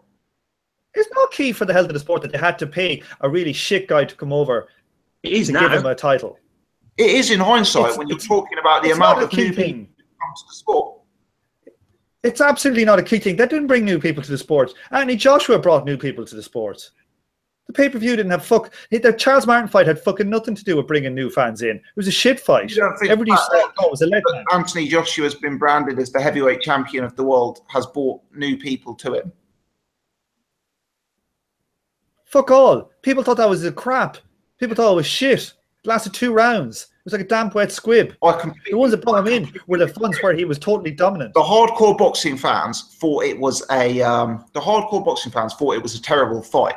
The casual Anthony Joshua fans thought it was a masterclass. They were delighted to see their man do what he did best, which is wipe someone out in 1 round. Correct. This is what the casual fans want to see, Tom. They don't want to buy a pay-per-view. No, they don't. Through 12, it is, trust me. They do not want to sit through 12 rounds of technical boxing. They want to see Anthony Joshua, David Haye, and Chris Eubank Jr. splatter someone in 1 or 2 rounds. That is what they want. Wait, tell me which fan. Tell me which. Wait, I'm not letting that away. Tell me which fan thought that the Charles Martin fight was better to watch than the Klitschko fan who will say that. At the time, they probably did. Nobody will say that. After watching that, Tom, it's such a bullshit thing. They want to look. It's no. Tell me, casual fans would prefer to watch Charles Martin than the Klitschko fight. You know, they don't want to watch Charles Martin. They want to watch their guy, Anthony Joshua, splatter someone. But what about, why is it then that Mayweather McGregor is going to be the biggest selling pay-per-view fight of all time? That's what people are saying. We'll see how it does. And it will. I pretty much guarantee it will. And for boxing, hardcore boxing enthusiasts, do you know what I mean? What does that say? It says that the casual fans are jumping on top of it and thinking and there's going to be people out there, casual fans, that believe McGregor can actually win this fight when we all know he can't. So what does that? It tells you that. I think people are thinking. I think people are swallowing the Kool-Aid, thinking it's going to outdo Pacquiao. There's an awful lot of negative press in the press. The boxing writers, mainstream writers, full page. Of course. Twitter is alive with slagging it off as being non-competitive. You're going to watch it, Tom? Going to do the same numbers as Pacquiao. Not from the boxing side. You're going to watch it, though? No, I'm not. I'm not going to stay up for that.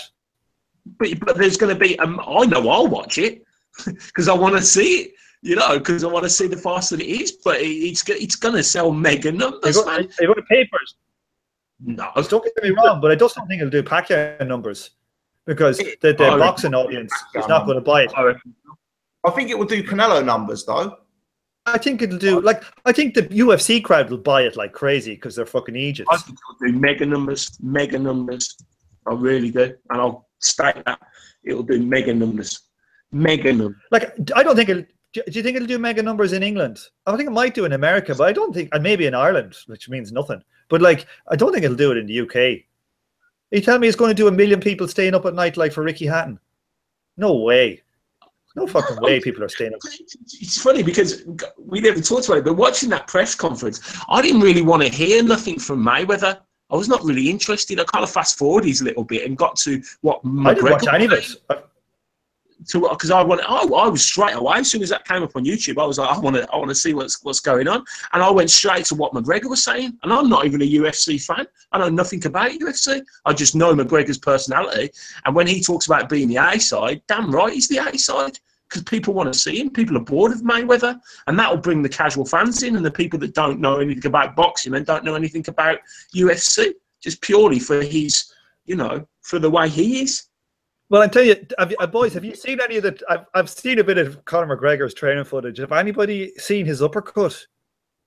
Terrible. He's awful. My God, his uppercut. It's like something that you do when you don't know what, literally, like what I would do when I have no boxing training. But as Tom, but then this goes back to what Tom said. What makes this? How is this fight being made? It's being made because of money. That's how it's being made. How are they going to generate the money through pay-per-view sales? We know that. Yeah, I'm not arguing. This fight would not happen without pay-per-view. Well, that would be a fucking tragedy. Oh, it's true, though. It's true. So technically, Tom, you're right. He's right there. That fight would not happen. The absolute majority of fans of fights can take place on it. Bar some very strange fights, and literally, it's only the fact that technology exists that fighters think they should get paid it. And the fighters by doing it are destroying the sport. And there are other models. Look, if it was, look, you're talking to me now. Like, if it was that once a year there was a pay-per-view for a mega fight like Golovkin, Canellan, or something like that, you know, I wouldn't be happy about it, but it'd be better. But at the moment, you don't get it. It's to the other extreme. It's pay-per-view for fucking everything. For Chris Eubank versus a 38-year-old Abrahams. And that it doesn't need to be for that. It actually doesn't. Maybe there's a case for these Uber fights. But then again, in the 60s and the 70s, all those Uber fights were on fucking television. But then they were also charging you 25 quid to go and watch it in a cinema. And people went. Some of them were when that started. But what I'm saying is what I said from the start, and I think you're both right. While it's an option there, it's always going to be taken. The fighter is always going to take it. It's like, you know, if you're doing a job and you can go and work for someone else and earn X amount and be promised that sort of money, you're going to go. It's human nature. You're just going to go. And while it's there, until they abolish pay-per-view, which won't happen, but until they do, it is always going to be there. And it will will attract fighters coming to this country to want to fight. Is this Golovkin? It doesn't have money was there. Why did Golovkin come over? It doesn't have to always be there. There can be changes in the market and the structures. And here's what we should do: we should get Jeremy Corbyn to fucking ban pay-per-views in the UK. Fuck that. While the people are making mega money, the people. He's the man of the people. It will always be there. It will always be there. Unfortunately. Jeremy's a man of the people. I know he could sort that out. He could cut our tuition fees. He fucking and end a pay-per-view. Get fucking Floyd Mayweather off the table. Fuck the lot of them. Yeah. When it's time to throw Corbyn into the mix, you know, it's getting too late. Guys, believe it or not, woe is me. I have a work call at 11 p.m. So I am going to have to suit off very, very imminently. I've got 14 more points to make. What's that? 18 more points to make. You've got 2 more minutes to burn before I have to call it a day. I'm joking. Can I say, Joe Smith Jr. is fighting at the weekend against Sullivan Barrera, which might be interesting. Yeah, that's a good fight. That's a good fight. Yeah. And Takeshi Miura is fighting as well. I'm going to say Miura. As a sort of, I think we've done 59 episodes of the podcast, and I still think my favourite moment, I mean, possibly just about beating when Surya Bassi picked Glowacki to beat Usyk, possibly only second to that moment, is when Irish Tom decided to justify that pay-per-view wasn't needed. And his example was the purses earned by fighters in a pay-per-view fight. But say that again. I didn't understand that. Sorry, I'm mocking you. Delirious. I know, but I didn't actually hear what he said. I didn't understand his point. I said Irish Tom trying to justify that pay-per-view wasn't required, with his example being, look, for example, at how much the fighters earned in Klitschko Fury, which was a pay-per-view fight. But it wasn't pay-per-view in Germany. I don't want to go through this again. I'm going to have to go right back to the start. Please stop. You know that the revenue came versus Floyd McGregor isn't pay-per-view in living time. Did you know that?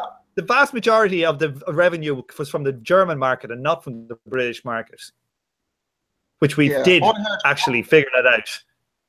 I heard Conor McGregor versus Floyd is free to air in the Maltese market. I'm going to go right in. Anyway, on that note, I really enjoyed it tonight, guys. Good discussion from Ohara Davies through to the World Series of Boxing, through to Eubank, through to the pay-per-view knockout that Jay and I scored at the end. But there you go. I'm being mean. It's a crooked game. The refs are bent. You know, you jumped in too early. The fucking, you know, I was on an away card. It's a conspiracy. It's a pure conspiracy. Do you know, in the comments afterwards, we're going to get slated. Tom and I are going to get slated for all the fanboys for Irish Tom are going to come and get us because they love Irish. The Irish fanboys will be in. Yeah. Seriously, the worm is long turned. The worm is. I'm all I get is fucking trolls. So no way. They love you. They love you. You're like a classic hero, Tom. The press and the fans, they build you up. They build you up. They make you into the number one, and then they're just waiting to tear you apart. I'm going to leave this by going into the chat just briefly with Mikey. Irish laid out cold. BG elated. Paul has put BG just pissing on Irish Tom now. Paul has put Jay, son of BG. And I think that is an appropriate way to end the show. Owen has put no comeback for Irish Tom. Anyway, right, I actually have to shoot off at 11. So massively appreciate everyone joining the pod. Massively appreciate everyone in the chat. Jay, Tom, you've both been legends. Look forward to it next week, and thanks a lot, guys. Before we stop, you know that when gossip stops the live thing, we can discuss afterwards. Yeah, we just sit every week. You just hung up. Yeah. I just thought I'd say it. Bye now. Shoot immediately this week, though, guys. Happy Wednesday, lads. Have a good one. Cheers, everyone. Thanks for watching. Bye now.